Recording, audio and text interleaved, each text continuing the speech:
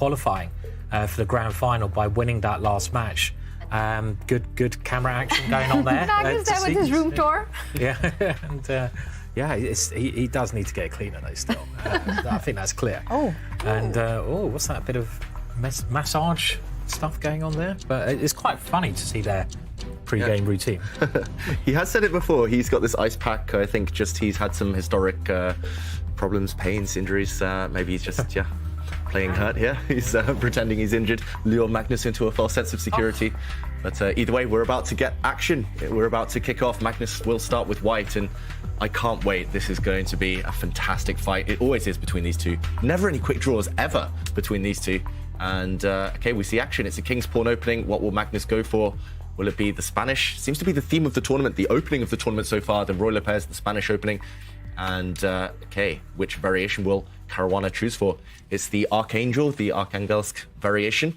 And Magnus, he showed some preparation against this. He's faced it a few times in recent history. Had it yesterday against the Min, didn't he? Yeah. So, yeah, I think. And he got a very good position there, didn't he, David, in that one, I think? So, yeah, he faced it at the World Cup too. I remember kind of a mammoth battle in this one as kind of between these two warriors at Isle of Man a few years back with colours reversed when it was actually Magnus employing this opening against Fabi. So mind games, they're kind of going down this well-trodden path where, of course, there's so much theory. But definitely Magnus in recent years, he's kind of steering into that, despite the fact that kind of traditionally it's Fabiano with the opening kind of knowledge, the opening expert. Interesting moment here. White has various ways to play. Magnus, the first one to think, first one to blink. Yeah, this bishop c5 move that we see Fabiano play, the Archangel variation, is probably one of the sharpest variations of Roy Lopez, because black is trying to develop that dark square bishop to a very active square. But it does come with downsides, because you can walk into a pin.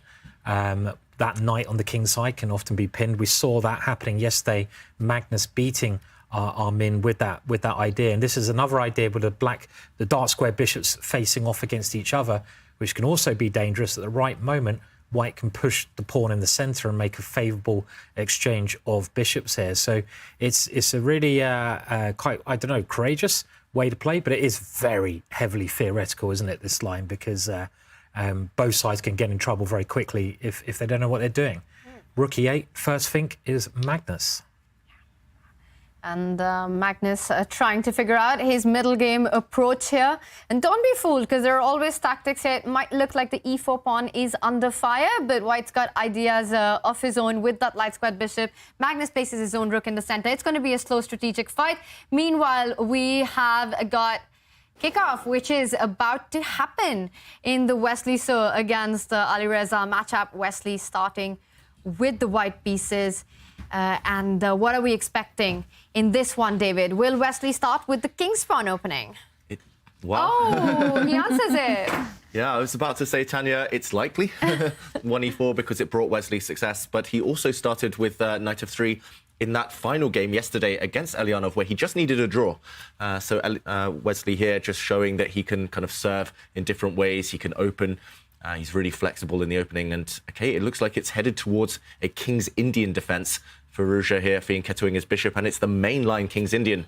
This shows fighting ambitions here from Firouzja.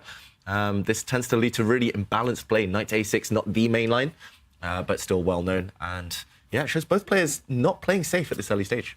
And Ivanka, this is what we were talking about, right? A clash of styles, and Alireza deciding to play a very ambitious opening against Wesley means that he wants to get his kind of positions. He does. And I remember a few years ago that Wesley was playing like the most critical moves here. But again, in recent years, he's kind of taken a more safety-first approach. So we're going to see how exactly he's going to continue. Is he going to step up with his pawn, or is he going to play another move? Yeah, it's like a game of chicken, this type of position. It's like black is saying, please block the centre, please close the centre, please step forward with the white d-pawn to d5, and then black can decide maybe to switch play against the white king. And, OK, where's Wesley gone? Hide and seek. Not where's Wally, where's Wesley?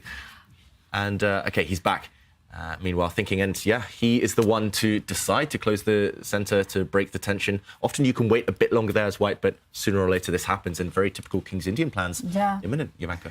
Yeah, no, I remember actually a friend of mine commenting on Wesley's like opening strategy in this particular variation. And he was like, yeah, Wesley's not afraid.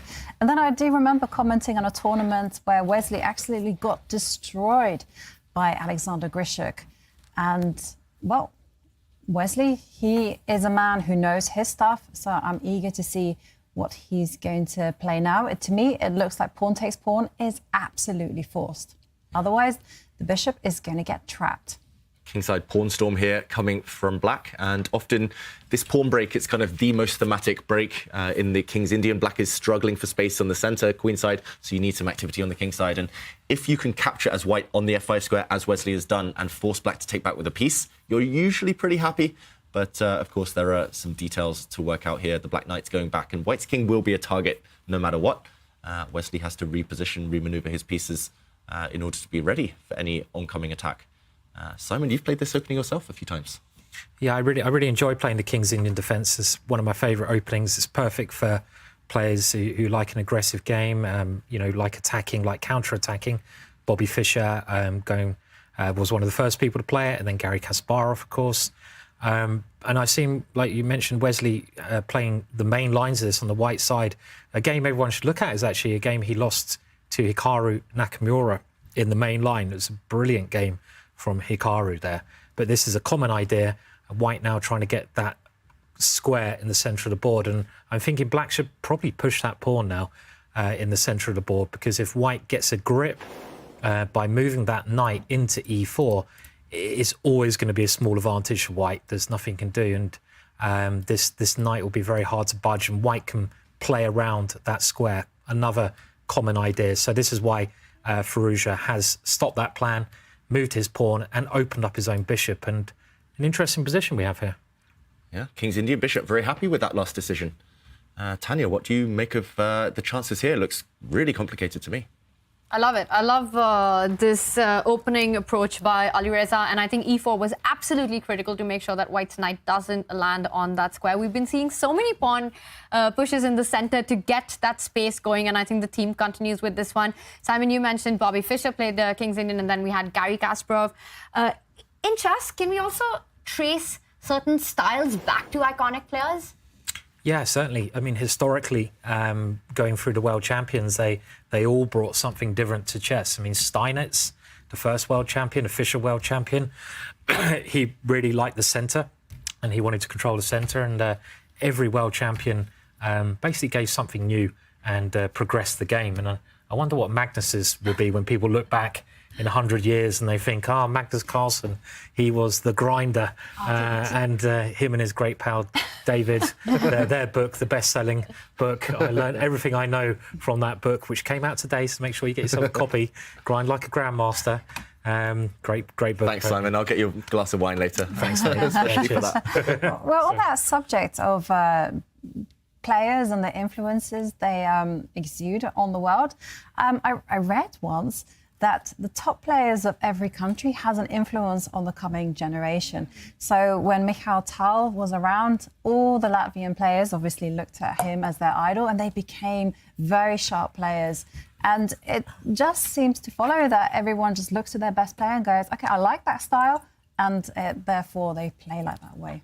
Yeah, they're sort of inspired by the play. They study, they grow up idolizing the player. Like for me, you know, I was really influenced by Michael Adams. Yeah. You know, I saw the way he played and I thought, isn't this beautiful? The way he just moves his pieces and finds good squares, and it's all about harmony.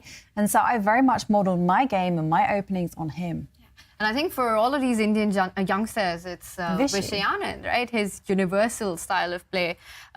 Him being the lightning kid in his younger years, and that's why we see so many of them also being really inspired to play speed chess. His style of play, his approach to game, his fighting chess, his ability to adapt in situations. I can go on and on. This needs its own broadcast, but I think you're completely right, Yavanka, that these iconic players of the past, they really truly do leave a big mark on the next generation. You were asking what Magnus would be remembered for. I think we could agree with that. Just his endgame technique. It's one of the biggest points. And I think he's really changed over the last 10 years how people viewed endgames and endgame play. you'd very often just agree for a draw, and we will continue that conversation. But David, a big move on the board. Huge move and a committal decision from Firouzja. We saw him go into the tank there for a few minutes and eventually dive forward with his pawn into e3. It looks like the most tempting move in the position. Now you are attacking this knight, of course, trying to open up the white king too. And if this pawn is captured, I guess the black queen's just going to come in, double attack. And there are some tricks here. I was wondering if you could sacrifice your queen if white's bishop blocks. For example, you could take this bishop, trick the white king into coming forward. I don't see a checkmate. I wanted to try and trap this king. I don't see a way. At the very least, you could win back the material. You can give a check, discovered attack. And David, after king h2, you can also do the same, can't you? As well, which is very, very exciting. So, yeah. Pretend I saw that one. That's Queen so takes cool. bishop. Yeah. And a check, and the white king gets chased onto the f-file where you can suddenly, again, unleash an attack. Next move, win the white queen. And level material, but black has the advantage and all the fun, of course, in that position. So I don't think you should get tempted after pawn to e3 to take it. But what else? Do you have to move the knight? Maybe you can move your bishop out the way. You can step the bishop to f3, maybe to h5. Maybe this one, just to try and pin the pawn against the black queen. No time to go and take the white knight now. And if you trade off, at least white can safely take back and no tricks against this guy, the white king. And then, actually, there's no sense to black's position at all, you know, because the white knights are then going to jump into the center. And I don't know about you, but I feel that the g5 pawn is going to be weak. Yeah, g pawn is going to be really weak.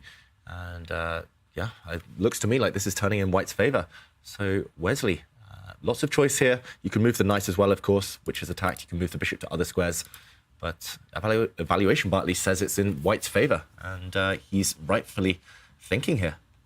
And e3 just felt like such a scary move. When it lands on the board, it definitely makes you just take a step back and evaluate what's going on. So everything else, apart from taking on e3, would be a good option for white here.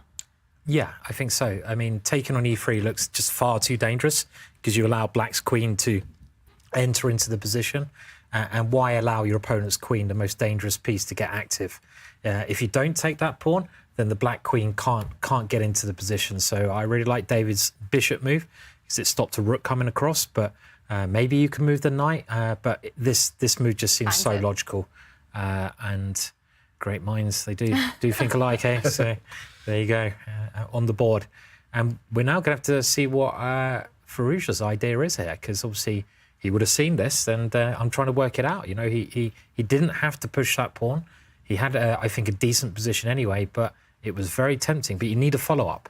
You have to have a follow-up. And what is that follow-up here? I mean, there's some crazy ideas, but they all look rubbish. So, yeah, so I don't know. It'd be interesting to see what he's going to play here.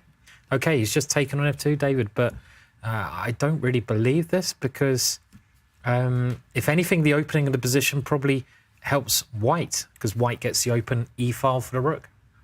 Yeah, I think we should give this position some time to breathe because it's still level material, but I'm choosing white here all the time. And I agree with you, David, because also, yes, white looks like you've got the better, safer pawn structure, your rook on the e-line, but even for black, you've got play along the f-file.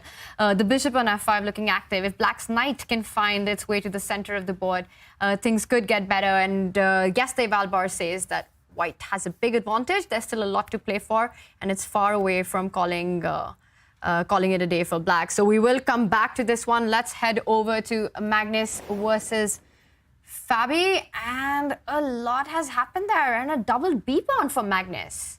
Yeah, this position has blown up, and a lot of exchanges, a lot of trades. Still level material, we should mention. Maybe we just... Wow, I was about to say, let's jump in and do a quick action replay of what's happened, but suddenly I'm noticing Magnus's clock down at 5 minutes against almost 13.5 minutes. So maybe Magnus has walked into Fabiano Caruana's preparation. Not the first time anyone's done that. Fabi famous for that, of course, but now Magnus putting his knight on the rim. I was going to say as well in the other game, Firouzja with those two black knights on a6 and h6 didn't make a great impression. Now white's knight slightly sidelined. I do fear for Magnus, despite the fact he's still got control, white's queen nicely centralized. Instincts here. Simon Jovanka, who would you pick and why?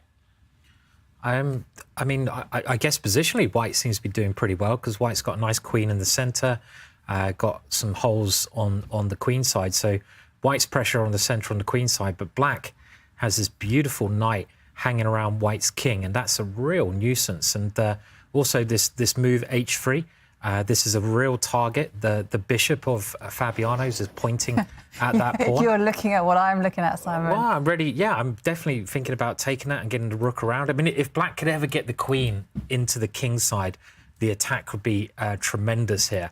But fortunately, white's knight stops Fabiano's queen ever coming in. But there's potential here, maybe. Some move like this looks... Yeah. It's definitely setting up. Bishop takes h3 now. If black gets one more move, black will be have a winning attack here with that idea. Yeah, just to show this, Simon, bishop takes h3 would be a killer. Checkmate would be incoming queen and knight, the dream attacking combo. Sorry, Ivanka, go on. How do you see a defense here? Yeah, I was going to say play becomes very concrete because of this threat. And I feel that the only way to handle this is you need to get rid of this knight on f4 by Magnus playing my move before I get to show it. Queen e3. Wow, and g5, he's really committing. He's cementing this knight on f4, this really strong attacking piece, but it's come at the cost of black's king safety. If a white knight ever ends up on this side of the board near the black king, that could be devastating. But still in the air, bishop takes pawn. Really interesting stuff. I mean, maybe you can go knight d4 now. Maybe this is Magnus's clever idea. And we saw again a bit of shades of yesterday. The way he won against Amin yesterday was Amin played this move g5, and Magnus managed to get his knight into the square next to that pawn, the f5 square, and he's done it again. This also stops the sacrifice because the queens will come off, and obviously you don't want to sacrifice to then exchange queens generally. So I'm not sure. I mean, whose king is going to be weaker here now? Well, for the time being, there are no white pieces sniffing around black's king, so it's not a weakness per se. And I would actually say that because white's knight on a5 is completely misplaced, that black has enough activity and compensation to offset this kingside weakness. So I've been expecting Fabi just to kind of activate a rook, put it on c8, and just let the play flow organically. Yeah. White is playing without a piece, which is slightly worrying. But I guess Magnus still has some targets. This d6 pawn is isolated. Long-term, White's doing very, very well here, but Fabi needs to play dynamically. He's got nearly 7 extra minutes on the clock. Maybe he'll look for something a bit more direct, a bit concrete here. Yeah, this position could go either way, despite the fact it's level material, roughly balanced so far. Both players going for it. Love to see it. Absolutely, David. And Fabiano with a very straightforward play, very direct play. And when you're playing against Magnus Carlsen, it is about trying to get him into these chaotic territories where, as Mikhail Tal, we were talking about influences of iconic past players. As Mikhail Tal says, is a sort of a forest of complication where the path is narrow enough for just one player to get out. So when you make a move like g5, when you start targeting the king side, you're playing with the black pieces. I think this is exactly the kind of play that you need if you want to win a match against Magnus. Yeah, it's dynamic, it's imbalanced. And when David started saying maybe you need to be a bit more direct, I was thinking, hang on a second, f5, d5, and okay, we see Fabi has taken that advice to heart and launched the f-pawn forward. Wow. He's certainly playing aggressively. I mean, I love seeing this from Fabi. He's playing the most aggressive moves possible, and this is the way against Magnus, right? I mean, he's got so much experience playing Magnus. He knows his strengths. He knows if there are any his weaknesses, and I just love I love the confidence of playing g5 and f5. I don't know if it's any good, but it's certainly very interesting here. Trying to get the rook in the game. Yeah, that's right. He's playing the man. I mean, if Magnus stabilizes, then he'll slowly outmaneuver you. He'll weave his web, and you'll slowly get strangled. So he's playing the man here, Fabi, by trying to attack. But he's also playing the clock. 7 minutes up still. Great preparation, of course, from Fabi to get this time advantage. But also this last move, it sets some traps. We need to jump in and see what happens if Magnus takes this pawn. I think already taking would be a significant mistake because bishop to d5 would open up an attack against the white queen and gang up against this weak g2 pawn. Suddenly white would be on the back foot. Instead, he does move his queen out of dodge, out of the way, queen to g3. And, okay, still a lot of tension. The whole idea is after a trade of pawns here, black's knight is actually attacked because it's not technically defended by the g-pawn. The g-pawn is pinned. So you do gain some time in the process here as white to kind of set up your pieces on better squares. But really, really complicated. I wouldn't be surprised if Fabi finds another way to continue attacking, to continue creating threats. Maybe you just move your king out of the way of the G-file, maybe trade off pawns first before doing that. I really want to get the black queen to kind of find a more active square. I don't think you can come across yet because still some tension on the F5 pawn, but watch out for this queen kind of finding a better square in the near future. Oof, this one, again, the clock times, I'm normally a stickler for kind of those in time trouble. I'm saying, okay, it's enough time, but this is a wild position. It might not be. 3.5 minutes in this kind of position just doesn't seem enough. And we haven't seen Magnus with so much of a clock deficit. Usually he's the one who's got the advantage on the clock, putting the pressure. And Fabi with the black pieces going all in on this one. Once you push Gary the G-pawn, Freddy the F-pawn, down the board, F5, G5, there's no backing out now. Now you have to continue with dynamic play. Any endgame, any long battles will favor white here. Yeah, totally. And strategically, you can just look at this and go, well, the pawn on A6 will be a target in the endgame. And like you say, it's all about king safety, and black's king is weak, and he needs to generate some compensation. So I was just thinking about David's moves and which one I would choose. I feel like just getting the king to safety is my initial thought, because I feel like pawn takes pawn and would improve the placing of the white rook. Big moment in the Magnus-Fabi matchup. And we're getting some big updates from Division 2 as well.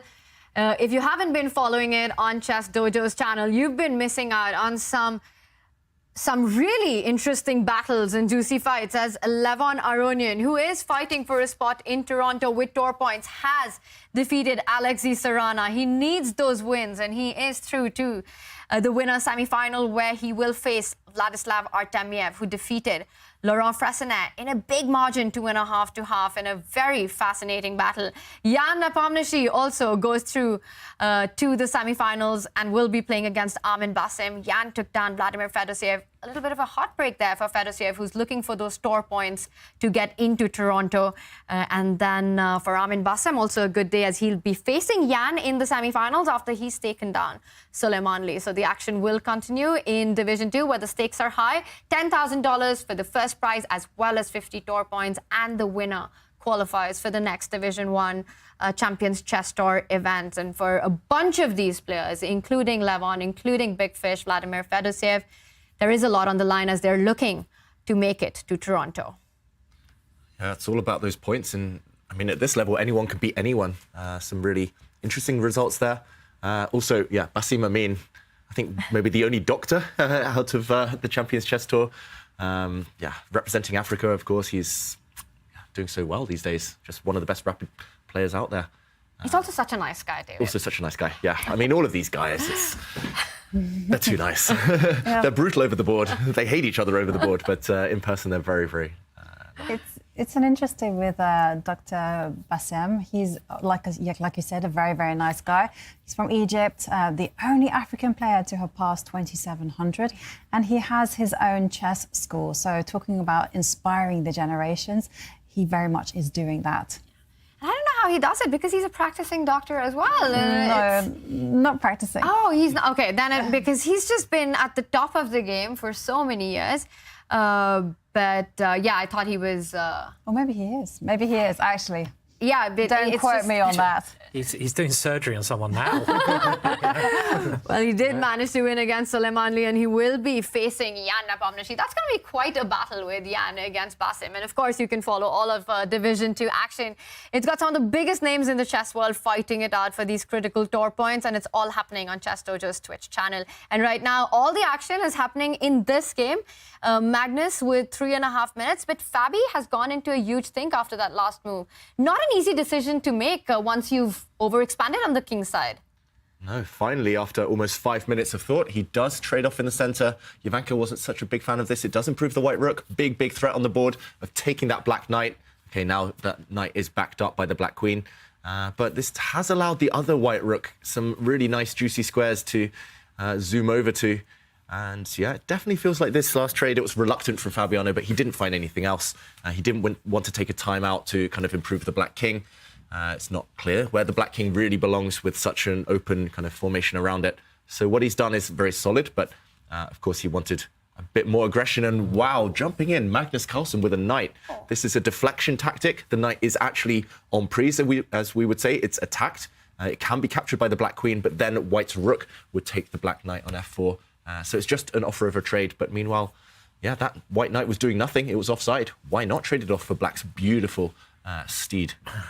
Nice tactic. Yeah. I mean, it started to look like I was thinking black's position was going a bit wrong because white's king just seems so safe here, and white has this beautiful knight in the centre, quite nice coordination, and I think Magnus is trying to build on that with this move, and there's a bit of danger here for Fabiano. I mean, for example, if he did take that knight, you can just see his position completely collapsing because, you know, white would win the piece back. And look at the kings. That's all you have to do. The king's safety. White's knight, beautiful. And this position, I think Magnus would just be winning this, to be honest, with the black king being so weak. So you have to avoid that. So it's on the board. It's on the board. I mean, okay, I'm amazed this is on the board. I would have tried to find another solution if I was Fabi here, because you point out some moves there, David. H4, rook f6. You know, black's best move here is g5, g7. Move that pawn back in front of your king, and you might be okay. But with the pawn on g5, it just looks too loose to me. It looks way too loose. Well, that's why he's moved his queen over to the g7 square. You do have to remember, queens are fantastic attackers. They're also great defenders. I think this is a good idea, big threat on the board of taking that rook. But Simon, I completely agree with you. Black's position is looking shaky, and there you go. White centralising the rook, getting ready to line up on that file.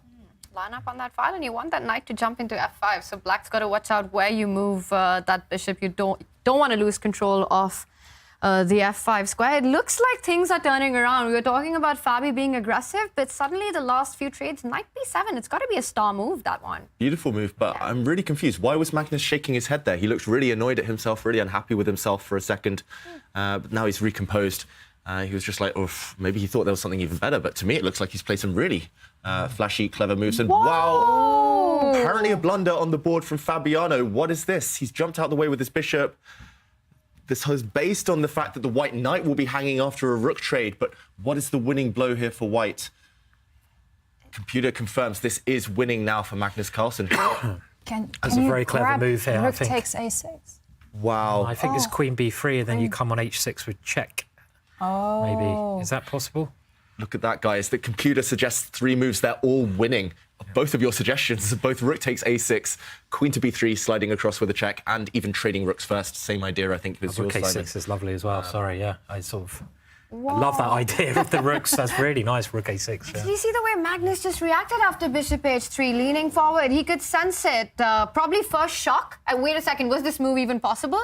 But he realizes that this shouldn't work. And David, there's more than one way for Magnus to get a huge advantage. There's more than one way. He has chosen Simon's move, the check, just to show the other one. Equally effective, actually, there, Jovanka. Really nice geometry. Rook takes pawn, overwhelming these 2 black rooks. No matter which rook takes a white rook, the other rook will fall. If you take this one falls with check. This is decisive with the attack. If you take the other rook falls with check, and this would be game over. But instead, he's gone for maybe the more human approach, queen to b3.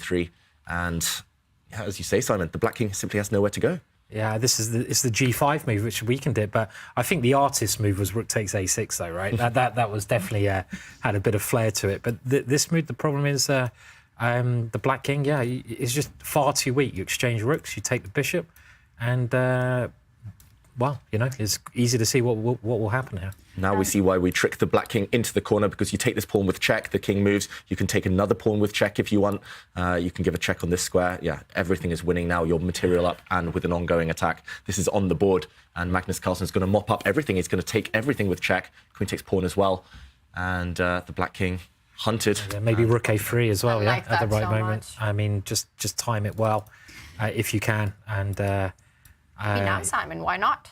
I only see one check, and your king seems to be pretty safe on h2. Yeah, because you need to get another piece into the game to finish this off. The only other piece is the rook, so let's swing it around, and looks like a killer, right? So Yeah, looks like a killer. Magnus Carlsen's going to win this game. It was a blunder from Fabiano, but we should mention it was a difficult position.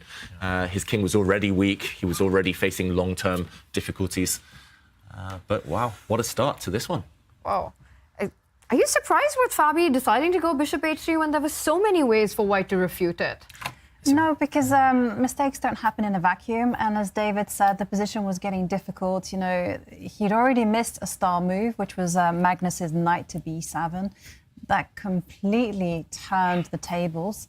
And, well, mistakes come in pairs. And there we can see Magnus. Well, he's known for his safety-first approach when it comes to nurturing those one positions, just taking care of the king. And he's just material up. Like, it's not long for this world. Yeah, even if material were level here, white would still be winning just because the white's king has so much protection. You have pawn shelter, black's king is... Oh, didn't remember to get dressed that morning, no clothes around it. And black can get trigger happy here. You can start taking some pawns on the queen side. Those white b pawns are very weak. But as soon as the black queen loses her centralization, white's rook will find its way towards that black king. And I think, David, it's not about white having the extra pawn. It is that black king, the weakness of the king. When you've got these major pieces, and it's very clear to see that it's black's king that's going to be under a lot of fire once the rook joins the party. But not that easy, because now if you do a rook lift, then the black rook can come in with a check, and there are a couple of checks to be given. But the last move, Jovanka, I think it hints at the king stepping up to g2, which might be the safe square, and we might be seeing Simon's move rook a3 next. I totally agree. But Tanya, I have to hold you up on one comment. It's not all about the extra pawn. It's always about the extra material. It doesn't hurt. I mean, it must be horrible to be like playing Magnus in a position like this, because, OK, you're getting attacked, and normally you'd be like, OK, I'll get the queens off. Yeah, I might be a pawn down the ending, but, you know, I'll have a way to grovel the draw. But you know, if you go a pawn down the ending against Magnus, you're just going to lose. So you can't even try to get the queens off. So you've got to try some move like this to try and just complicate things. But now, if white can just get his rook in, and there's a couple of ways I feel he can do this. Rook c1 looks very simple to me. It must be coming to the end, right?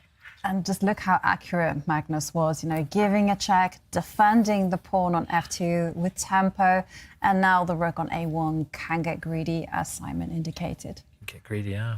Yeah, Simon was looking to slide it across. I knew Jovanka would want to grab that pawn. And now you're 2 pawns up. Woo! Always grabbing the extra pawn. So. Yeah, now I agree, Jovanka. Material really counts in this one. You've got these 2 extra pawns, and they're going to roll down the board at some point. But we might still be seeing the checkmate happen first before the pawns count in this one. It's really not a great option for black to trade. He can give a check on e1 and then give a check with the queen on e4. But Magnus might just put the king on h2 and even...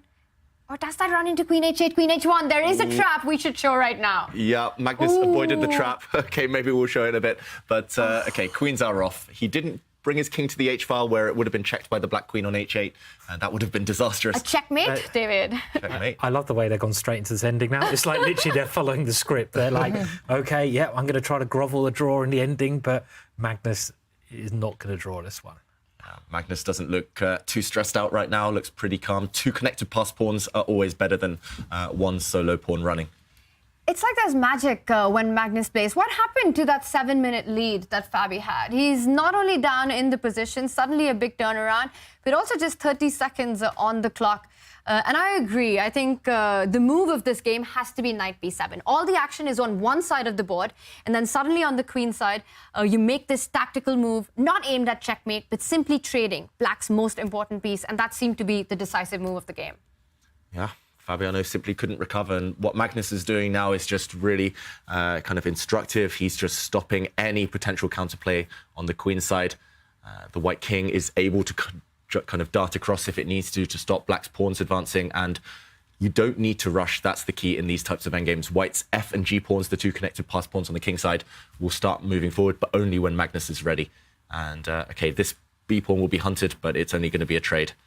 And this is actually pretty much identical to an endgame they had in their World Championship tiebreaks, when Magnus there also had 2 connected pass pawns running. Fabiano had 1 solo pawn, but rook behind that pawn. And now it's just one-way traffic. White will finally have a free hand to start pushing. Yeah, looks bad, yeah. Yeah. But how easy is it to convert these positions with these 2 extra pawns? If you're Magnus, very easy. Yeah, that's the other thing, right? If you're Simon, not so easy. I think this one is quite easy because the aim of the game is just move the king, and the king is the one that's going to support the advance of those pawns. And the only thing that you have to be very careful of is when the black pawn gets to b2, the white king has to have some shelter. Yeah. And right now, if the black pawn was to get to a b2, white can come back with the rook to e2 and just make sure that black's rook stays tight, defending that pawn. Could be a good moment to think about start pushing the g pawn, or does he need to be a little careful? He decides to first bring back the rook. Wants to put the rook behind the b pawn. Yep. He's tying down the black rook, making the black rook passive here. You used a similar defence against Hikaru Nakamura, didn't you, at Gibraltar? It was a different position, but where you defend the pawn from the side. I think I was commentating on that one, maybe with Ivanka actually. And, was that right? Yeah, we were commentating. Yeah. But it was, in those days, the commentary abandoned for dinner time. But actually, it was really to set up a masterclass. Yeah. So we were all watching David play Hikaru at dinner time. And it ended in a draw, David. It did. Very dramatic. What was the name of the defence? Vancouver. It's the Lucy. The Vancouver position. You're right, Ivanka. For anyone interested at home, check out that game from the Gibraltar Masters 2000 a long time ago. It's the Vancouver position. If you're interested, it's against the A or H pawns. And here it's a bit different. Magnus is simply making a new queen. It's over. Yeah. Fabiano Caruana resigns and Magnus Carlsen takes the lead in their best-of-4 match. Fabi there still checking perhaps what went wrong, what could have been done differently. He did go all out. He did try to create his chances, but with Magnus, it's just never easy.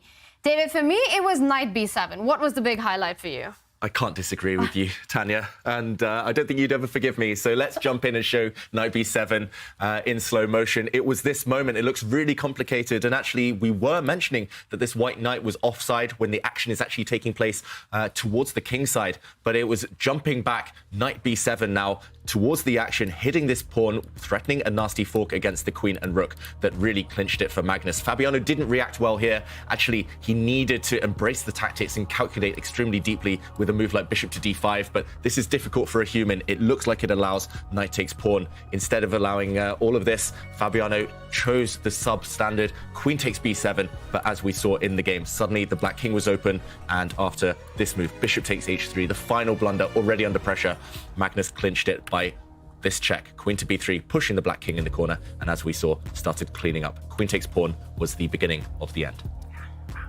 Beautiful precision there by the world #1. Let's take a look at the scoreline. Because this action was so intense in this match, we didn't get a chance to look at the other game, but it did end peacefully between Wesley and Alireza. Magnus takes the lead in his match. We will be back with a game 2 action very soon. Don't go anywhere.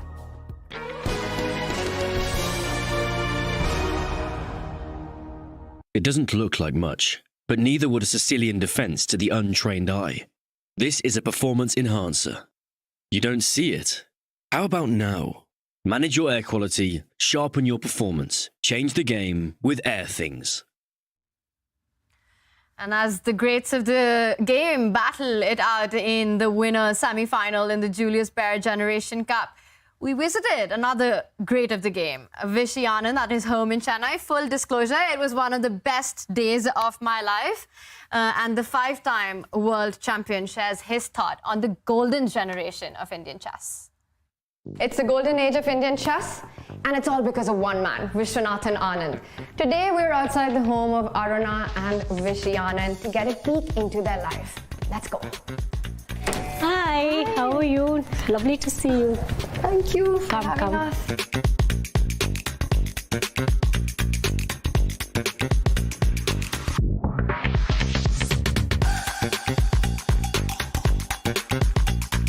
Yeah, this is the special room.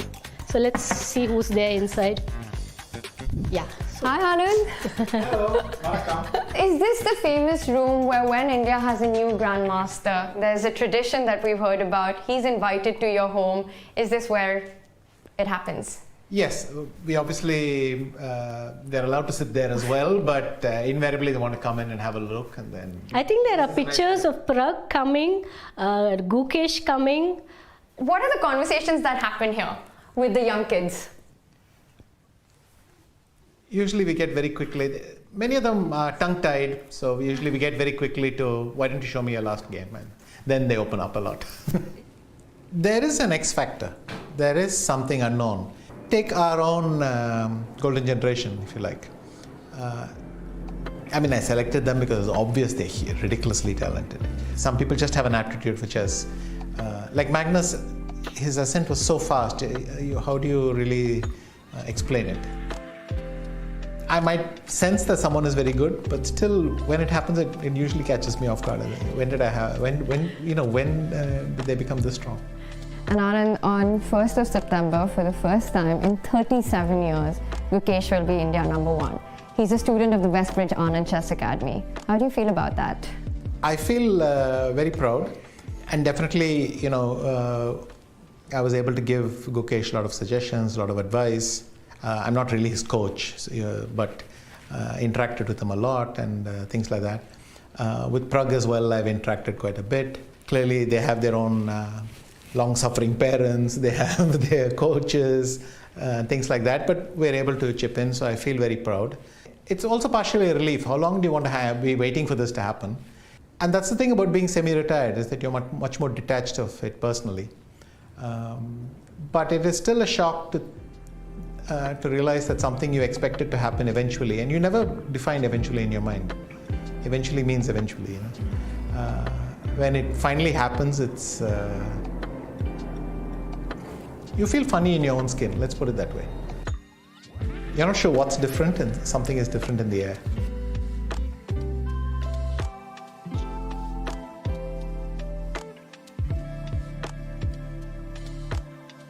This is Anand's first ever mention in a newspaper.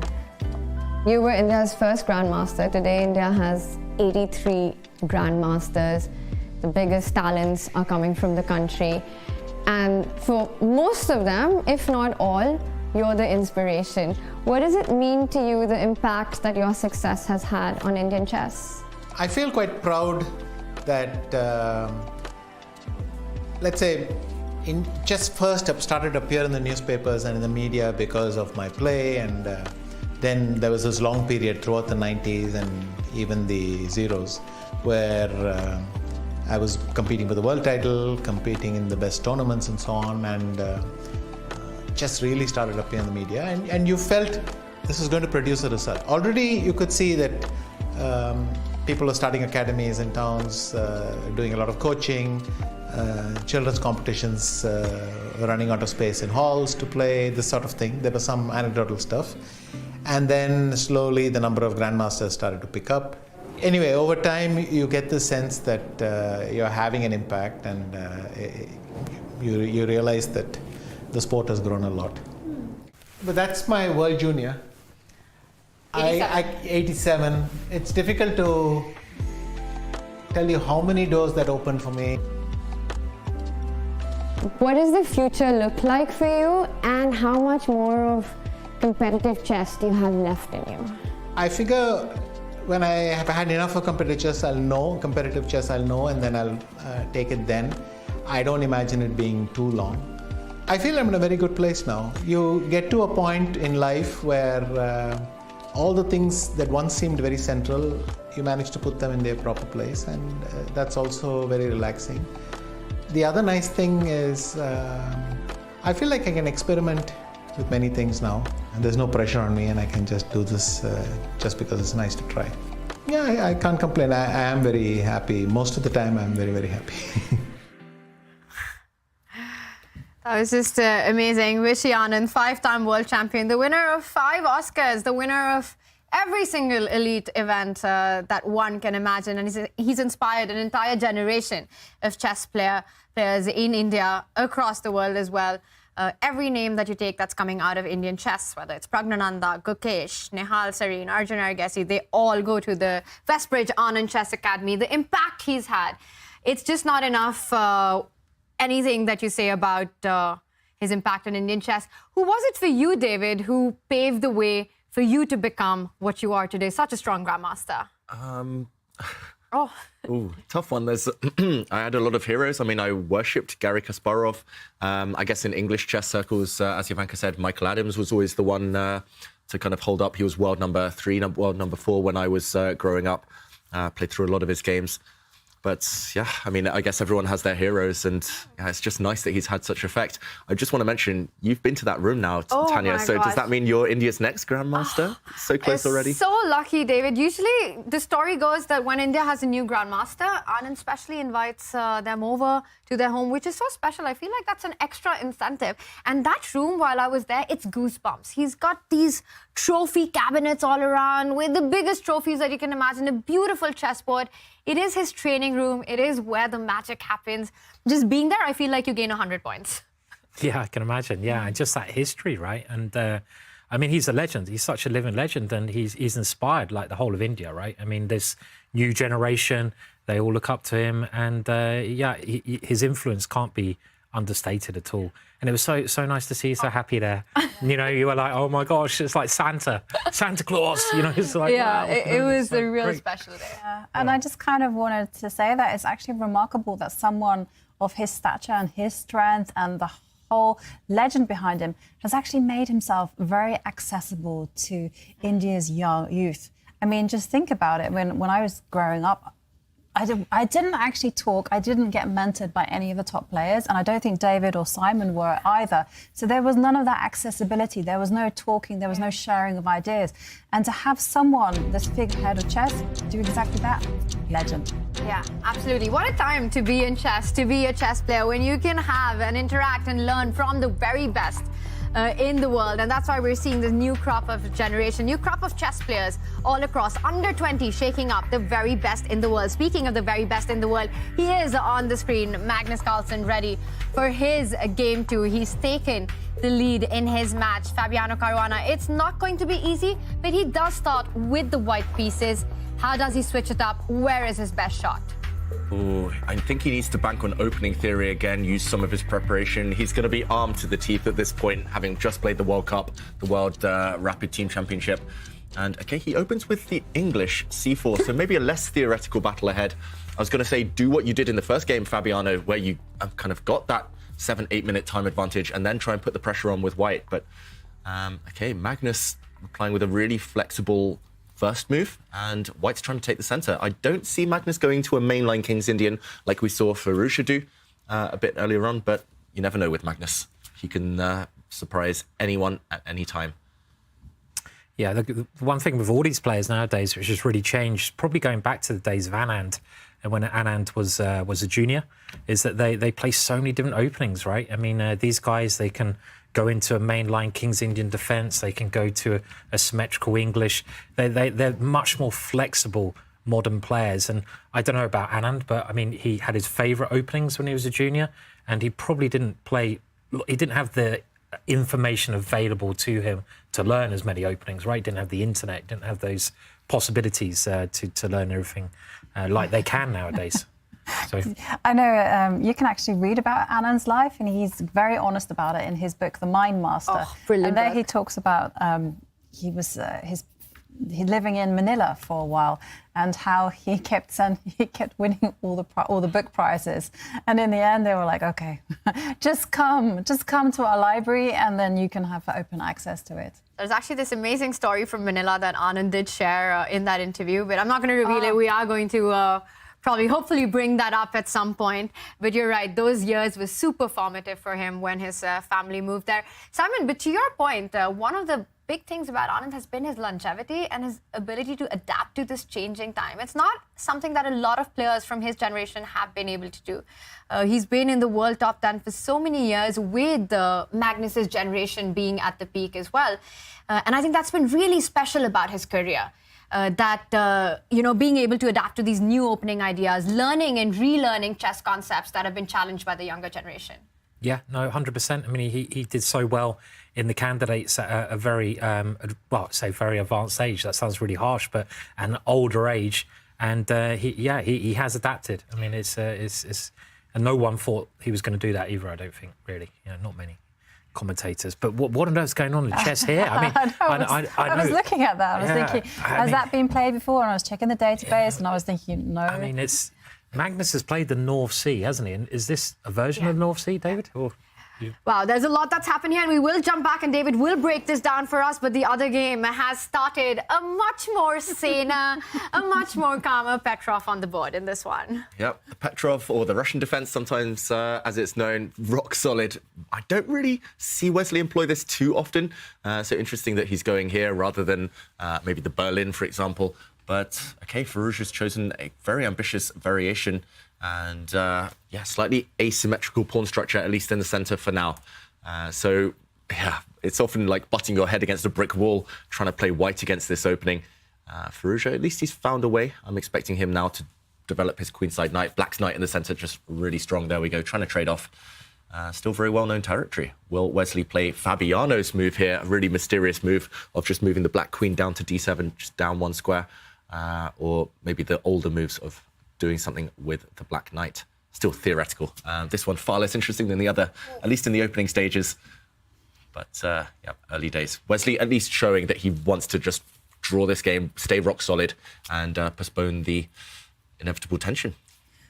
You said it, David. We see a Petrov on the board. It's a theoretical battle. I think we're all thinking about the Magnus Fabi game. And get rid of this can we go back, Tanya? let's do it now. We've got to of rush back because that was absolute madness out of the opening. David, you've got to take this from the top. Yeah, I'll take it from the top. I just want to say, though, look at the evaluation bar. Already on black side, look at the white king, misplaced. The queens are off the board, but definitely a bit of an opening disaster, I think, for Fabiano. Let's jump in and go from the top. We left it very early on where Magnus was playing a spin on what we call the North Sea defense, or the Norwegian rat. And I'm going to take you all the way back to the start position because Magnus is famous for playing this opening. Looks like he's going for the modern defense, but instead of fianchettoing this bishop, he brings his knight out. And this has a really bad reputation, or at least a dodgy reputation. Magnus has had mixed results here, including losing to Michael Adams at the 2010 Olympiad. But the whole idea is to bring the black knight to the edge. It looks like an Alekhine defense. You've kind of provoked white into gaining space in the center, though, but at the cost of time. And Magnus has got an improved version of this, where here white, for example, could start attacking the knight already. Instead, after c4, he did the same thing. He provoked the white pawn to step forward, gaining space, but white's pieces are not backing up the pawns here. And look at what happened. Fabiano, instead of going for the main move, as I believe, pawn takes pawn, when the position becomes more rational, he pushed forward the 4-pawn attack, or at least a spin on that. And now, after this move, he was forced to trade queens off the board. And suddenly, if we catch up with the game, this is the current position. I just don't like white's development here. The king stuck in the center. What are these pieces doing fast asleep? What are these doing fast asleep? Black has 3 pieces out in the game already. Not just that, he's about to get a 4th out with a check. He's about to castle queenside, potentially with a check as well. I think it's a disaster, and that's now, David or Ivanka or Tanya, if you didn't know who was playing this game and someone was showing it to you, let's just say randomly, and you had to guess the ELO of both players, would it be above 1,500? Yes or no is fine. Over to you first, Ivanka. Oh, to me? Yeah. Oh, you're stinging me there, Simon. Bit harsh. I would not say it was 2 of the world's elite players playing this. especially not with white. Is that harsh? No, maybe just true, yeah. Yeah. I mean, well, the thing is, though, there'll be people at home saying, but, you know, take a look at that pawn chain. That's very nice. And, the pawn chain might be very nice. But, of course, one of the things of pushing pawns forward is that they leave behind weak squares. And there's Magnus putting the boot in, because with that bishop move, he's threatening to move it to e4 and trap the rook. So that's not good news. I mean, it's, you know, the pawns are doing a great job, though. I mean, are pawns better than pieces, though? And the answer is not really. Pieces are actually better. And, you know, if you can somehow maintain this position, black's pieces on the right-hand side will start to look stupid. The dark square bishop out of the game. The black knight is out of the game. But it just seems that there's too many holes in white's position here. And black's also going to castle queenside, bring a rook into the game. And there's a big threat on the board with that last move. You're talking about light squares. Bishop e4 would actually trap white's rook on h1. So development is key. I saw a featured chat there which said that no one is immune from the Magnus effect. What is this Magnus effect, David? simply he's in their heads. You think he's unbeatable. You think he's going to outplay you in middle games, end games, any type of position, and you start doing crazy things. You start taking risks when you don't really need to. You start miscalculating. You start in your mind maybe making negative decisions, playing for the draw, and kind of bending to his will. I've been there myself, and I've had healthy positions against him. Suddenly, 2 moves later, I'm like, wait, why am I playing for the draw? Why am I kind of allowing him to bully me into his type of positions? And it's a hard mindset to get out of. And it feels like, the first result has affected Fabi here, but tilt adding to that as well, adding to the Magnus effect. That's a really interesting point about not letting Magnus get into your head. And a lot of players, Jovanka, struggle with that. Do you think the younger generation is better at dealing with that? Yeah, absolutely. I mean, we've seen a lot of the young Indian kids take off points from Magnus. You know, Pragg did it, Gukesh did it, Harikaisi did it. So, I mean, we do see them not struggle with that so much. But I still think that Magnus has a big effect because a lot of people are very satisfied with a draw against him. And so they won't necessarily choose the most aggressive openings. If he plays provocatively, they won't necessarily choose everything that's cutting edge because, after all, they're happy with the draw. And that leads to a lot of negative decisions. And there on the board, we can see that Magnus has castled to the left and poor Fabi's king. And they had to get out of dodge. I mean, the Black Knight jumping into the middle looks very, very a typical move here. I mean, I think White's only hope is if he can defend against the immediate threats and get developed, he will actually have a better position because Black's piece on the right-hand side could be bad, but there's a lot of ifs and buts there. He's got to defend against Black's pieces, which are flooding in. And I don't know, is there any... I mean, knight d4 looks so tempting, doesn't it? Just put the knight into the middle of the board here. But other things you can do, you can try to open up the pawns that are blocking the middle of the board. So you can think about playing g5 or f6. f6 looks like a good move here as well, right? Just to try to open up some more lines and get rid of those annoying pawns that White has. You want to open up the position when your king is safer. Even when the queens are off the board, every other piece remains on the board. So let's just get some more lines. You know, the other rook can then come into the middle, and that would mean every single black piece is partying quite hardcore on White's king here. So this looks nice. Yeah, it's violent at this point. Knight to d4 has landed, and that forces the White knight to deal with the threat of jumping in with a nasty knight fork. Knight to a3. Yeah, Simon, I think your move. It's about time. There we go. Magnus does play at f6. But White is only one move away from castling queenside. And then it'll be okay, maybe. Probably not even there, it'll be okay. But let's remind the viewers that's not legal. It is a joke. White has already moved the king, so you cannot castle anymore. This king is destined to stay stranded in no man's land forever. He's one game away from queenside castling. Next game, maybe. But I like this, f6. So Magnus has got all the pieces into the party, into play, placed them beautifully, and then decides to break to try and get that one rook on h8 on the open e-file that is coming up. And Fabi's still struggling with development. It's also really frustrating playing with White and sort of ending up in this position on move 12. Mm-hmm. Yeah. Yeah, it hasn't gone well. Magnus has played very provocatively, and it is Magnus who has the opening advantage. And that we did see the reason why White can't capture the pawn on f6. And Fabi, well, he's trying to exchange of pieces, but this is going to come at the cost of a pawn. Did you see it? Magnus was laughing as well. He was laughing, then he kind of hid his head. He was rubbing his hair. Now he's trying to block his laughter as well. Yeah. I don't know what's happened. What's going on there? Seems to be enjoying his position, understandably, but okay, now back to poker face. Not sure if I was imagining it, but I don't think I was. Definitely something. You're right, David. Well, maybe he's waiting for Fabi to castle now because he's got checkmate in one move then. Knight e2 checkmate. So... oh, you mean queenside castle and knight e2. Knight e2 checkmate. He's sort of seeing some weird things on the board, but... I mean, if Fabi can get out of this, he's got some chances, and he's now got all of his pieces developed. I mean, is it that bad? No, and there is one trick. Fabiano is banking his hopes on one tactic here. He's offering a trade of knights. Yeah, would release the tension, would lower the pressure if these knights come off the board. And now I guess he's hoping that a pawn move such as g4 might work. Probably doesn't even work. Yeah, now that I see it, knight takes pawn. Yeah. And if I take your bishop... I was hoping that there would be some knight check. Check. I'll move my king. Take on d2, knight f2. Ooh, this is what I guess is both players are calculating right now, is what Fabiano is banking his hopes on. But as you say, Tanya, at the very least, you go for a variation such as this one. Maybe the fact that the knight is trapped saves me here because I can take this pawn. But if, for example, I were to take this knight, then a position such as this would be hopeless. Black with with a rook and 3 pawns for 2 minor pieces, just simply winning. Magnus doesn't go for any of this long calculation, though. However, his trademark these days to avoid calculation, especially against these younger players. But even against someone like Fabi, bishop to e4 now this time, and he's trying to pin lots of targets on this diagonal. Looks very strong as well.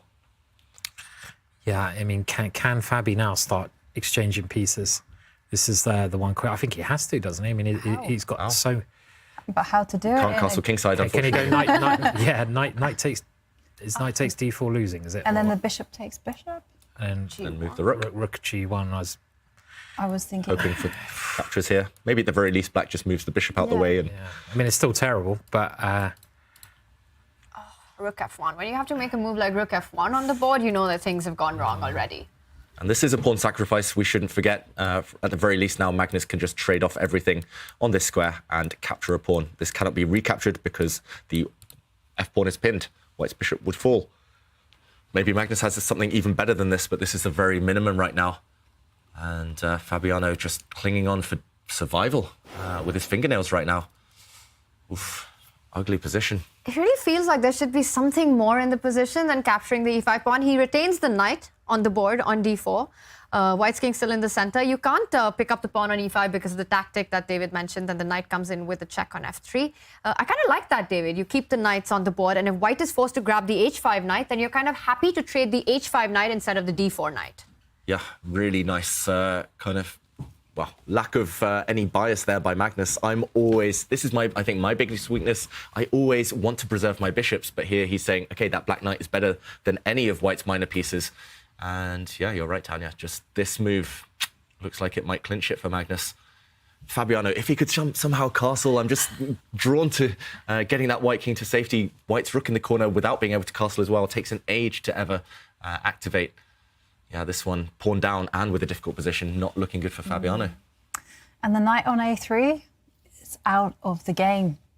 And sometimes I've even played openings that have been based on one bad piece, like a knight on a3 or a black knight on a6. And yeah, it has not gone well for Fabi. It's hard to suggest a move for White here. Simon, does anything, what comes to your mind? How can Fabi try to at least keep the game going right now? Yeah, it's very tough. I mean, I just want to try to get some coordination, and White's position is completely lacking coordination here. The king gets in the way of the rooks. Jovanka pointed out the bad knight.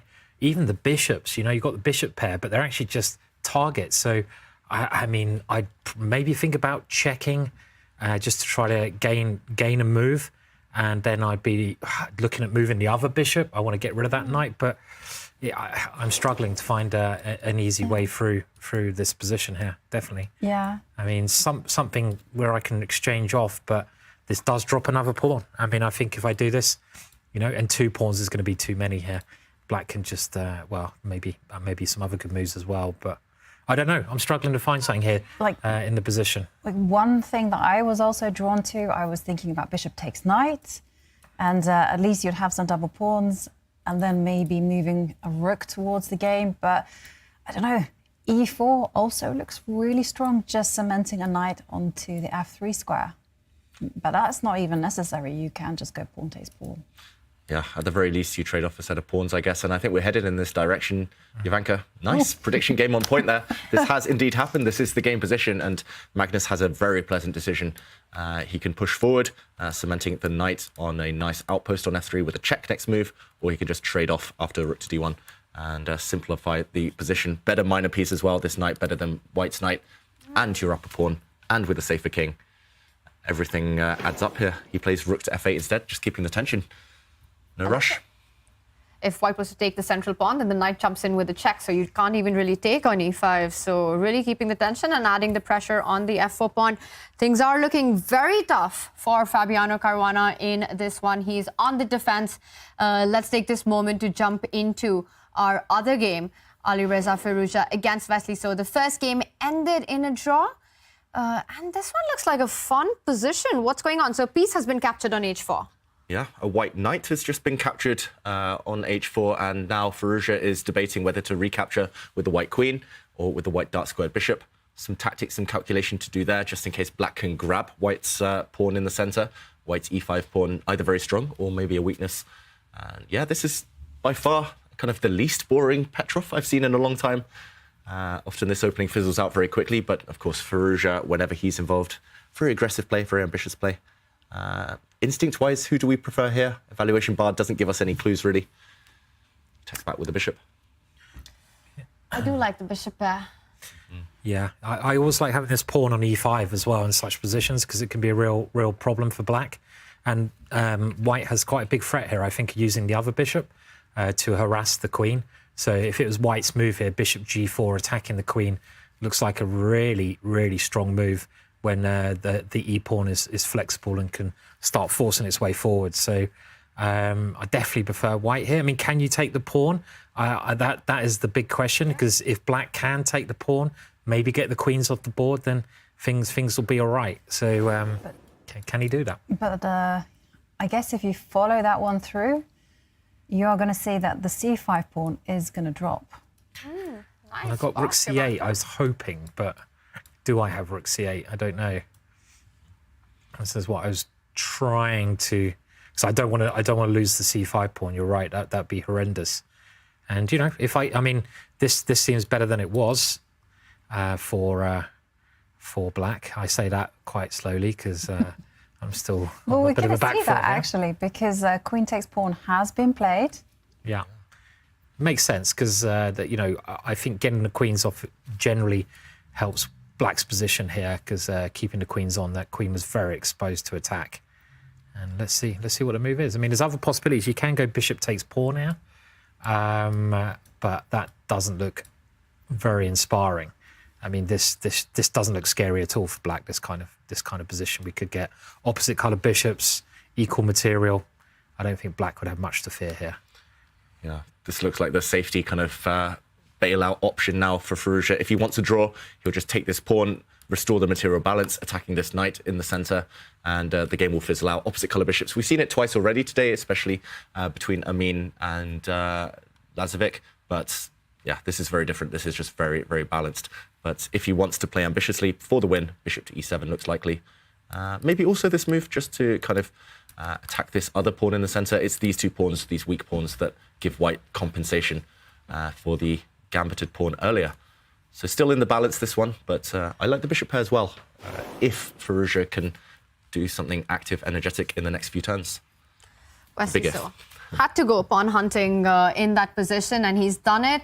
So playing very direct here, and now for Alireza, definitely the bishop pair has enough compensation. I think it's fair to say that it's a balanced position, black having the extra pawn, white having enough compensation. We might even see him re-grabbing the pawn really quickly and settling down the material imbalance.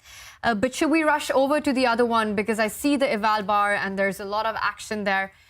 It looks like Magnus has managed to get an even bigger advantage from his lead in development. Wow, David, a lot has happened and lots of pieces are hanging.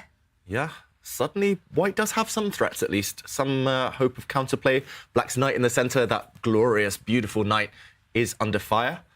Magnus still one pawn up. But I'm seeing moves like the black bishop jumping into e3, attacking white's rook, defending black's knight at the same time.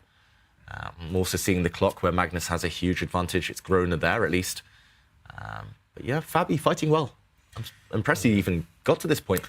Do you know the problem with these positions is you're playing Magnus and, like, you know, you survive the attack, you try to get an ending and you're a pawn down and then you lose the ending. I think I might have said that once already today, but it is material advantage and the initiative still for black, so it's tough. But Fabi fighting as hard as he can from a probably dubious opening that he got. Got to find a way to get out of this. I mean, a 2-point deficit would be absolute disaster. You don't come back from a 2-point deficit against Magnus. Fabi's already lost the first game, and as you pointed out, the bishop jumps in, attacking the rook, defending the knight. Magnus going aggressive with the rook. He's still got that extra pawn. Here's the ending. Wow. It's a repeat of the first game. Might be not just one extra pawn soon. Yeah. I mean, it is only one pawn. It was only one pawn last time, but it's just one pawn. This is different. At least it's not a rook endgame where Magnus knows exactly what to do. He hasn't done this 1,000 times before like he had in the previous game. At least here, with reduced material, there's some hope if you can trade off as many pawns as possible. Yeah, it's not going to be easy. I'm expecting him to try and activate the white king right now. There we go, putting pressure on the black bishop. But this does allow Magnus to trade off the bishops. And then we get a knight and pawn ending. And you know what they say about knight and pawn endings? They're basically the same as king and pawn endings. Every single factor that is a huge consideration there, it's the same in the knight endgames. So when you have an extra pawn, a king-pawn ending is winning. And the second best endgame that you can get is with just a pure knight and pawn endgame. So bishop d4 is the move that you're talking that's about. what I'm talking about. Looks logical. White does have a threat of pushing the g-pawn forward, kicking the black knight, which holds the black bishop, so you pretty much have to move your bishop right now. And not too many other logical squares. You can go back in 2 different directions, but I'm on Team Jovanka here. Just trade those bishops. Very nice. Better knight, more pawns. There we go. Magnus On the board. agrees. Great call, Jovanka. And up on the clock as well, Magnus with an extra pawn, and that 17th piece that we keep talking about. Fabiano Caruana down to 2.5 minutes, and a very difficult knight pawn ending to hold. David, you step back with the knight now, give a check on f5, because black's got to find a way to get the king into the game now. Yeah, the one downside for black is that you maybe don't have too much time to stabilize the knight. White's king is more active than the black king. I mean, the other thing is that you've survived this far, so you'll be pretty happy if you're Fabiano. This is the best position he's had since move 5, I think, as white. So momentum has slightly changed. But yeah, I'm expecting a check, as you say, Tanya. Maybe the black knight can go back to e6, c6 as well. You can back up this knight with a pawn, potentially, but some calculation there. Yeah, you would be thinking about c5 as well, because knight on d4 is a nice piece. That is true. Well, that was my first consideration because I like to push pawns. But yeah, no, as David was saying, there is some calculation needed because the white king can get very active, can snake its way to the left side of the board. I like c5 because at the moment the black knight is stopping the white knight from coming back into play. So if you move the black knight, the white knight has an easier route back into the game. So I think, you know, c5 seems quite logical because then white has to go knight b1. It's the only way to get that knight around again. So I don't know, there's probably many options here, but you know, maybe white is, like you said, David, he's going to be a bit happier, Fabi, because he's got his king active, and that will give him some hope here. Is it time for some predictions? Do we think Fabiano is going to hold this game? It would be a miracle if he does. I can't see him holding this. I mean, against Magnus. I mean, it's you know, it's possible, but very unlikely. Just keeps coming back to that whole point, right? That it's against Magnus. Any of the other best players in the world, and we'd say that Fabi has a shot at this. And that's the unique thing about Magnus. And again, probably the legacy that he'll leave behind will be his ability to get into his opponent's mind. Just incredible stuff. So he does fall back with the knight to c3. At least Fabi's managed to centralize his knight.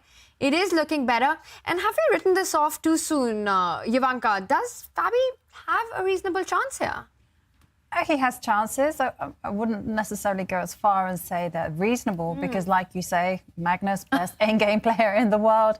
Yesterday, I remember him winning a game against Armin in a knight and pawn endgame. Very instructive. And he knows what to do. He knows it's all about mobilizing the pieces. What can you do? But Fabi, this is the best position he's had, and he just has to take it on a move-by-move basis and just play as, I don't know, just move his pieces as forward as possible. We played Guess the Elo earlier. If you had to predict accuracy, the accuracy that Magnus has had in this game, I'd love to see what it is because it almost feels like a flawless game by Black. What do you think it would be? Above 90%? Pretty Above, high, yeah. like 97, 96%. Yeah. You know, I mean, talking about accuracy, I was looking through Magnus's games yesterday, and you know that last game that he played, it had, I think he'd only made one inaccuracy. Yeah.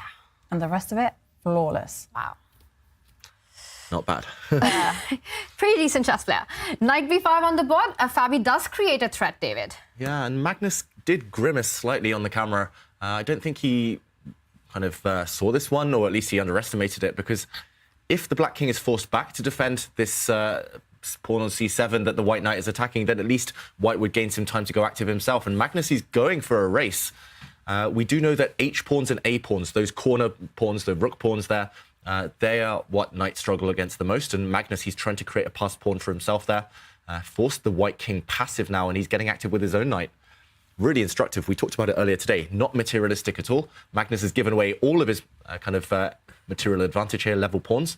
But suddenly the Black King is superior to the White King. The Black Knight superior to the White Knight. And some serious threats. Grind it like a grind master. This wasn't obvious, but classy stuff. Again, the golden touch in endgames by Magnus Carlsen. He so quickly went into this line of a four-piece activity, just giving up that c-pawn. And Jovanka, you were on point. We're getting an update. The accuracy, 94.8% by Magnus Carlsen in this one. Oh, disappointing. You should never doubt my guesses. Just incredible stuff. So, David, he does give up the c7 pawn, but he captures the a2 pawn. So, once again, up material, but he might be losing another pawn. He might be, but it's all about those A and H pawns. Magnus is obsessed with them in night end games. Not just did he beat Amin yesterday using those running pawns, but also if we flash back to the previous Champions Chess Tour event, he defeated Jordan van Foreest in 2 consecutive night end games there. So Magnus, his track record is good. And look at this. He doesn't even care about the black e-pawn. He's got bigger fish to fry here. A5, he's getting ready to run with that one. White's B3 pawn is next a target for the Black Knight. I think it was Judith Pogar, the top female player of all time, who said about Magnus, he said the one thing with Magnus is his knights. He uses his knights so well. And she said she recommended that anyone who plays Magnus tries to remove his knights as quickly as possible. Try to exchange Magnus's knights off. And you see it time and time again when he is using the knights, which are the trickiest pieces to work out how to maneuver, because they can go all over the shop.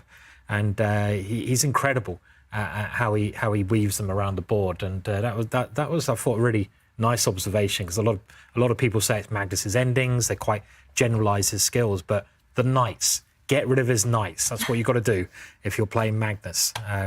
Do you think he knows how the horsey moves? I think he's got a good idea. Yeah. Yeah, no, it feels like Magnus has brushed up on his knight endgames. And where do you strike, right? You talk about knight endgames being the best when it comes to queen endgames, knowing where the queen belongs. It's so difficult to find a Checkmates. Checkmates. Even Magnus will lose the game if you checkmate him. It's a tough journey up there, but yeah, if you manage it, it could be done. But right now, it is Magnus's king that has marched down the board. So Fabi didn't go for that pawn on e7. He needs the knight to keep things guarded. But knight c1 is coming in. You still lose the b3 pawn. Still, Fabi is defending knight d2, but again, it's a question of timing. You see that the knight on d2 is completely tied down, and White's pawns, they don't move. They can't do anything, and all Fabi can do is just shuffle the king from the g2 square to the f2 square. And now it's going to be operation pawn time. Is it going to be operation e-pawn time? Yeah. Look, there you go. h5. Maybe b6 if you want to just enjoy E6. yourself. Oh. Yeah, e6. Going to go e5, e4, because you want to give up that e-pawn and grab the b-pawn. E6 is the move that you play, David. The sadistic way of doing it. So just take your time, moving in one square at a time. It's just crazy. No matter what position you give him, what middle game, end game, always his opponents seem to barely be able to move. Magnus, he just completely paralyzes them, and White's knight tied down defending the B pawn, the king tied down, and eventually one of them is deflected at the cost of Black's E pawn, but now it is one of those corner pawns at the H pawn. And Harry going to become Queen Harriet soon, Simon. Yeah, and you can even go knight takes b3 probably and use the other one. I love the way you called it trousers legs the other day. Trousers, yeah. I thought that was cool. So is he going to go knight takes b3? Yeah, I think he will. Free pawn, pick it up. Oh, he is. I thought it's not even sacrificing. And yeah, the trousers legs are coming down, right? Can you go h4 here, Simon? Yeah, I mean, always a good move. And It's on the board. the problem with knights is that you can only defend against these pawns from one side, and you can't jump off the board That's and it. defend from the He other. resigns. Yeah. It's game over. Fabiano Caruana resigns, and with that, Magnus with a 2-0 lead. He did make this one look easy, Ivanka. This was brutal. Yeah, it was brutal. I mean, it was just a poor opening choice from Fabi. He tried to punish Magnus's unconventional choice. But in the end, Magnus just showing his class. It feels like it was perfect play from Magnus Carlsen. With the form that he is in, David, is it impossible to beat Magnus right now? I'm glad I'm not playing in the tournament. I'm glad I'm not Fabiano right now. It's going to be an uphill struggle, but Fabiano, at least he will have another life, even if he can't fight back in that next game. But first of all, it's this one, high stakes, and it does look like some chances for Firouzja. It's, again, theme of the day, rooks and opposite colour bishops. White, however, is a pawn up, and can he utilise that? Black's bishop very passive, the black king stuck on the back rank. It feels like it should be great for White, but always this dynamic of opposite colour bishops adds this drawish factor. And, OK, repeating the position. Ooh. No, he's got to try, no? He's got an extra pawn. He has to play on. But look at the clock. He's down at just over 10 seconds for Firouzja. Will he take a draw here with a check? Surely he'll play for the win. There we go. Sidesteps with his king. Now the black rook needs to start attacking some of the white pawns. You can barely move your bishop or king as black, fighting with the lone rook. Alireza Firouzja going for the win. At some point, you've got to start pushing that extra pawn on the queen side. It feels like the way to make progress, no? Mm-hmm. But you can take your time with it. I mean, I would first suggest like maximizing the bishop on f2, move it to a better square, and try to force the king from f7 to the g8 square, because it's not very good there. I mean, that's the great thing with these type of endings. You can just play a lot of empty moves in order to build up time on your clock. Yeah, he needs to build some time, Wesley, because I think if it gets down to level time on the clock, it's only going to be Firouzja who can win. And, OK, he's at least slightly activated his bishop. The king has to now defend this piece. Still tough to break through for White. At some point, as Tanya says, just you have to push the c-pawn forward. Might be now, but he does activate the bishop first, bishop to d4. Also another threat on the board, always watch out for a g5 move. At the right time, you try to win the g7 pawn by giving the g4 pawn, and then you'll have another passer on the right side of the board, the f5 pawn. So just putting the bishop on a very active square. I think the clock, super important. He's down to 8 seconds. Will it be enough, Alireza, with the extra pawn? Oof. I've seen Wesley defend some of these positions really, really convincingly in the past. But, OK. So that must be a draw offer, really. Well, not a draw offer, but I mean, it's going to be a draw now. Wesley's probably the toughest player to beat, in the world. I mean, you could say Magnus, but Magnus sometimes takes some risks, and when Wesley's on form, he's so hard to beat. Yeah, and Wesley there just completely showing everyone how it's done. He eliminates that dangerous pawn on f5, and there you go. It is going to be a draw. Yeah, wow. I'm not going to lie, I was quite surprised with that quick rook trade. I thought that Alireza had a chance, had an opportunity to at least go on in a position where he's completely safe. But with that rook trade, all troubles were over for Wesley So. And their second game ends in a draw as well. 2 big fights, 2 big battles. Magnus Carlsen reigns supreme in his game 2 against Fabi. David, what was the big moment? For me, it was the endgame technique there. When only knights and pawns remained on the board from Magnus Carlsen, we saw a catastrophic opening from Fabiano Caruana. He fought well, and he reached this position, maybe thinking he had some drawing chances by hitting this pawn, but Magnus realized that endgame activity is key, and he just gave that pawn in order to race forward with the king, also recognizing that this potential queen is going to start running soon. Knight's so bad at stopping these corner pawns because they can only block from one side of the board. And as we saw, it forced the white king passive, and now the black knight jumped in, and it was the other pawn, the A pawn, that started deflecting the two white pieces. Knight to C1, knight to B3 threatened, and as we saw later on, it was indeed this H pawn that ran through to victory, becoming a queen to end the game. Yet again, another endgame masterclass by world number 1 Magnus Carlsen, and he takes a 2-point lead against Fabiano Caruana, which means Fabi has to win the next game to keep the match going, to take it to the 4th round. Magnus needs just a draw to wrap things up. Meanwhile, the other big matchup of the winner semi-final, still very peaceful with 2 draws in that one. And as the players battle it out, are fighting it out in the Julius Baer Generation Cup, the winner will get a really cool trophy, and you can get this exact same trophy. There will be a fan edition. You can bid for it right now at chesschamps.io. Not only do you get the exclusive trophy, but also VIP tickets for the 2023 Tour Finals in Toronto, which will be played in person by the 8 qualifiers in Canada this December. Submit your bids at chesschamps.io for the chance to win that trophy. And the fight continues. It is a big ask for Fabiano Caruana. He is down 2 points. Can he do it? Can he win the next game against Magnus Carlsen? We will be back with Game 3 in just a few moments.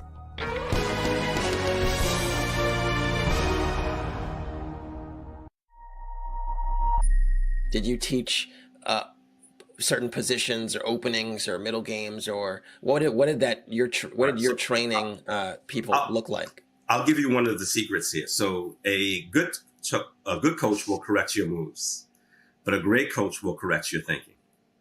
And all right, hold on. I want to repeat that again for the people in the back. Can you just repeat that again? So a good coach will correct your moves, and a great coach will correct your thinking.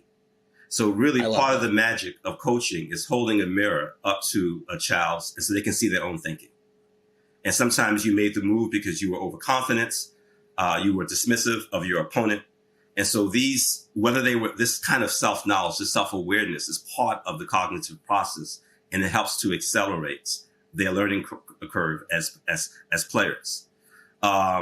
And so meaning games are not lost because you didn't know the Roy Lopez, or you didn't know the 14th move of the Roy Lopez, or because you couldn't execute a rook and pawn endgame. Yes, of course, these are technical things that you need to win chess games. But games are also lost because of lack of self-knowledge. So the issue of Spassky losing to Petrosian, I tell the story many times, but Spassky lost the world championship to Petrosian in 1966. Spassky goes back to Botvinnik and he says, why did I lose? Now, many people may not know, but Spassky was an incredibly talented chess player, right? In many ways, he's considered one of the first universal chess player. He can attack like Tal and he can defend like Petrosian, but he loses this match. And Botvinnik told him, the great, talented Boris Spassky, did you study Petrosian? Right? So meaning he didn't think it was important to study the opponent. The famous line from Sun Tzu, know your enemy, know yourself, in 1,000 battles you will never lose. He just thought it was about Spassky. And so he had to take the time and recognize that he needed to understand Petrosian. Beating you means I must understand you. Chess is a conversation, is a dialogue between two chess players. So by 1969, he knew what to expect at the chessboard. He has studied Petrosian, and he eventually becomes the 10th world champion.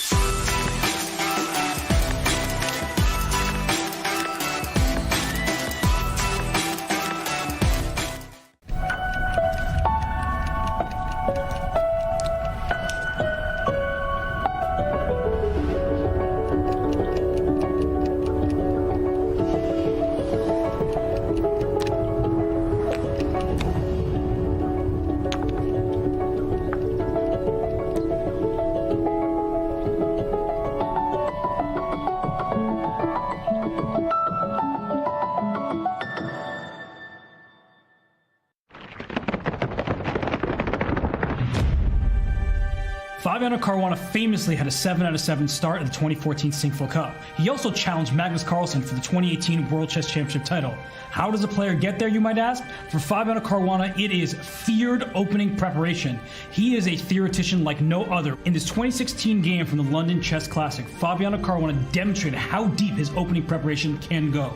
With the white piece against Hikaru Nakamura, Hikaru sacrifices a knight temporarily with knight takes g4. After Fabiano takes this knight on g4 with his bishop, Hikaru looks to win back the piece with e5, hitting the queen and the knight with his pawn.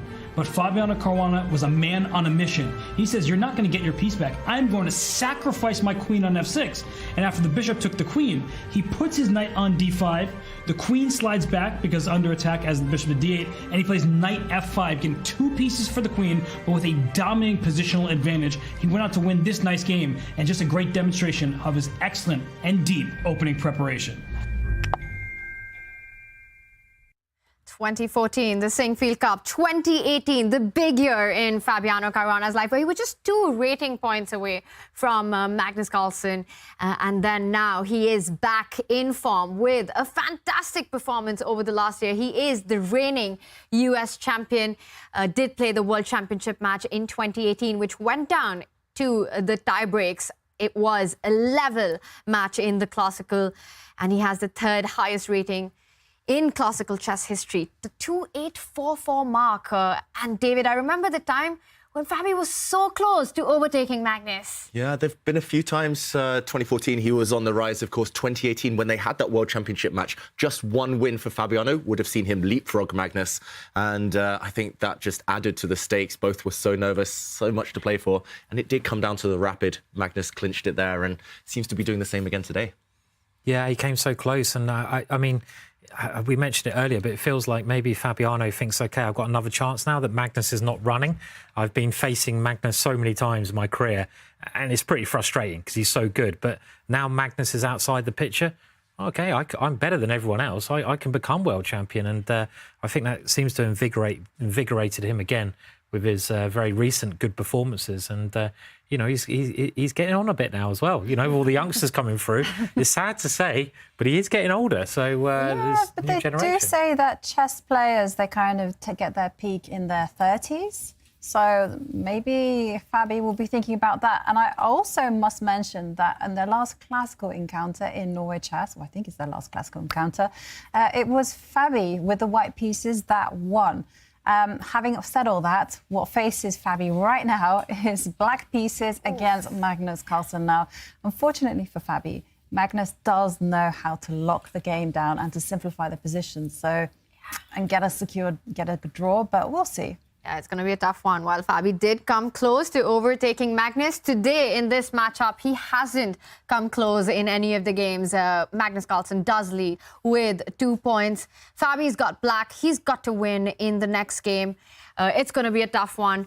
Simon, as you mentioned, renewed ambition for Fabi around the World Championship match, and he's made it to the candidates already. And David, you were mentioning earlier that there was a very interesting insight from Fabi about his generation of players. That's right. Just a few days ago, Fabiano gave an interview. He said that his generation, he's including Magnus, the 1990 generation, I think up to maybe 92, 93 born, strongest of all time. And I want you guys to give your take on that, and maybe the audience as well, the viewers, because I agree. I'm part of the same generation. Not that I'm part of that conversation, but I guess there's also the Anand, Kramnik, Ivanchuk, Galfand era. I don't agree.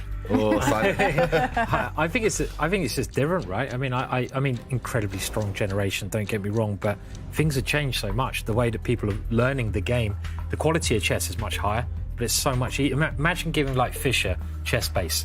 You know, imagine how strong Fischer would have been if he had all the resources that we have now. But maybe it is the strongest generation if you're just taking the playing strength. So far. Yeah, with this new crop of youngsters coming up, Pragg, Nodirbek, Winston Kema, Gukesh, who knows, and what legacy they might leave behind. But right now, it is this generation that's at its peak. Magnus Carlsen with the white pieces needs only a draw to wrap up this match. Fabi, probably right now just thinking about how can he even get a game going. Yeah, you would have thought Fabiano in the 1e4, he already spent 20 seconds and plays the Sicilian, and your favourite. My favourite.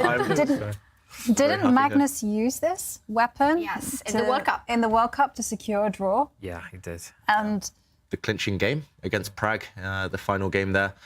He played the C3 Sicilian. He actually used a variation that I was playing when I was 6 years old, Magnus. Not that I gave him the idea. He came up with that himself, but he used that to lock it down against Pragg and ensure that a draw was sufficient. And yeah, I used it myself at the World Cup when I just needed a draw in one of the playoffs. It can be annoying for Black here to create winning chances, but Pragg early in the event did beat Erigaisi as Black in a must-win situation in the C3 Sicilian. So there is some hope. Certain variations you can keep pieces on the board, but often you have to take big risks as Black to beat this one. And Simon, what do you foresee here? Is this something Fabiano will be happy to face? I mean, he doesn't look very happy at the moment, being a body language expert. But there is a line here, David, where you go C4, and this is one of the more murkier lines, isn't it? I mean, I don't know if G5 is that a line at some point. I can't remember. You must know this better than me. But this seems a bit unbalanced, at least. There's pieces on the board and weird pawn structure. A bit, yeah. I guess those aggressive G5 lines you mentioned, it's with the Black Knight already on C6, maybe rather than having a pawn on E6. Here, Black isn't sufficiently developed in order to kind of get away with pawn pushes. But yeah, Fabiano, he's at least kind of trying to switch up the structure. It's not the usual Alapin or C3 Sicilian, as this opening is called. It's not that type of usual ideas. And Magnus, yeah, he isn't a habitual player, kind of utilizer of this opening. So at least taking him out of theory, out of any forcing lines is the first step for Fabiano. Then you get to the middle game. You might have a small disadvantage as Black, but as long as you keep pieces alive, pawn structure slightly imbalanced, maybe later on you get some chances. It's step by step in these must-win situations. You can't just kind of go all out as Black, attack and win. Unfortunately, you just have to survive, kind of postpone the tension till later. And while Magnus has had 2 decisive games, the other matchup, we've had 2 very peaceful draws between Wesley So and Alireza Firouzja, and their third game is about to start as the players are getting ready there. And would it be fair to say that Alireza hasn't managed to get his kind of positions in the mat so far, those chaotic, messy structures? They've been interesting fighting draws, and definitely not the chaos that Alireza excels in. And while the players are repeating, King's Indian, is Wesley going to push forward with that D pawn anytime soon? Okay, he chooses a slightly different approach. Instead of castling like he did in the previous game, bishop to E3 is more flexible, keeps the options open of White's king actually going the other way. And this does maybe deter Firouzja from going for his usual setup, the one he employed in the previous game. This bishop move does invite some kind of forcing lines, some complications here. Which one will Firouzja go for? Again, it doesn't seem like Wesley's too bothered here about necessarily winning the opening battle, but he's at least asking questions of Firouzja in this type of... Well, King's Indian is always complicated, right, in this type of counter-attacking scenario. And Firouzja has been this sort of a mysterious player in the last couple of years, right? He's the youngest player to ever break into 2,800. Magnus famously said that he'd be willing to play the World Championship match if it was against Alireza Firouzja, the biggest talent of modern chess. But then he's also kind of not been seen in so many events. He wasn't there at the World Cup. He's been talking about a career and pretty serious about a career in fashion as well. We see him sort of play when he feels like. There's always this mystery surrounding Alireza. Will he play? Will he continue playing? And yet he is amongst the very best in the world. What do you make of that, Ivanka, of Alireza's future and his commitment to be the best player in the world? Yeah, it's a different approach. I really admire the fact that he's like, well, you know what, I'm not just going to focus on chess. I'm also going to diversify and try to develop an interest or career in fashion design. And in the meantime, I do see that, you wanted chaos. And I feel that with Wesley's pawn advance to D4, D5, we are going to get chaos soon. Yeah, the forcing line that you were talking about, David. Yeah, one of many forcing lines is about to happen on the board. He's still, he looks happy, Firouzja. We saw him in Norway chess, Ivanka. We've seen him around the scene. He just looks very happy, relaxed, and maybe not kind of all out focused on playing constantly like some of his peers, this young generation. But I mean, when he comes to the board, it's still full ambition, full kind of going for the most critical approaches, critical openings.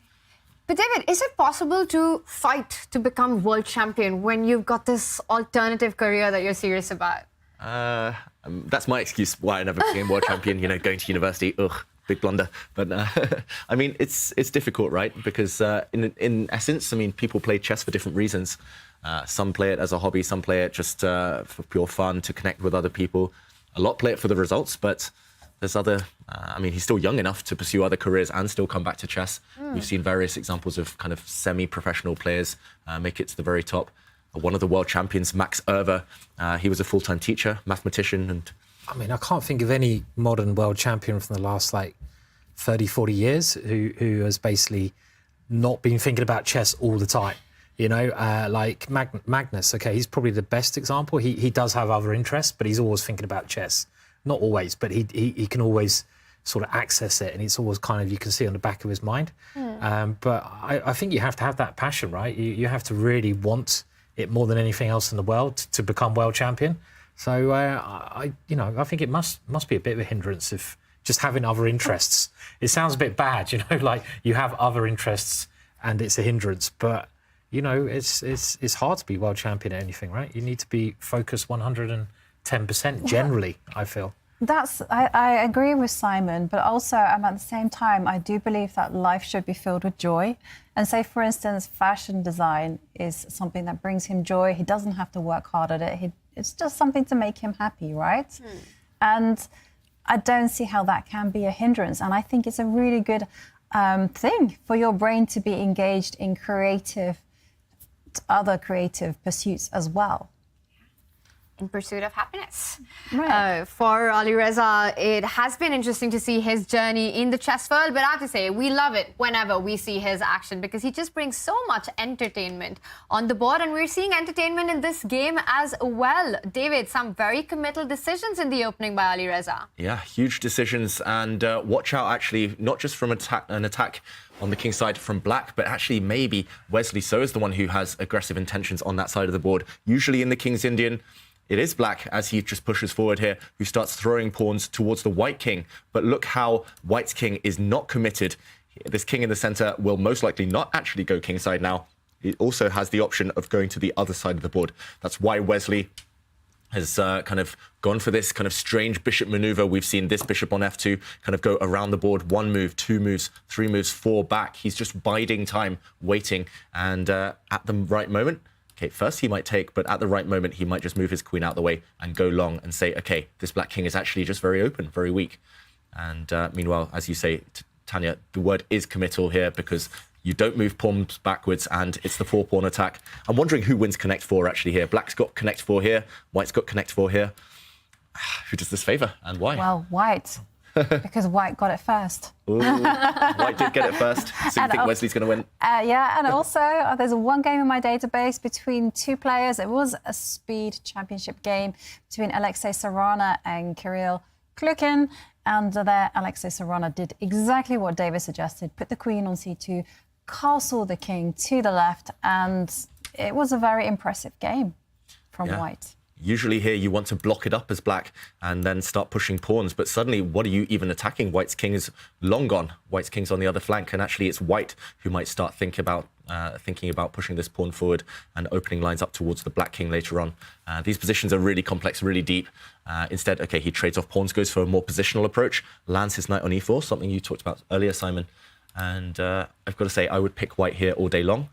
How about the rest of you?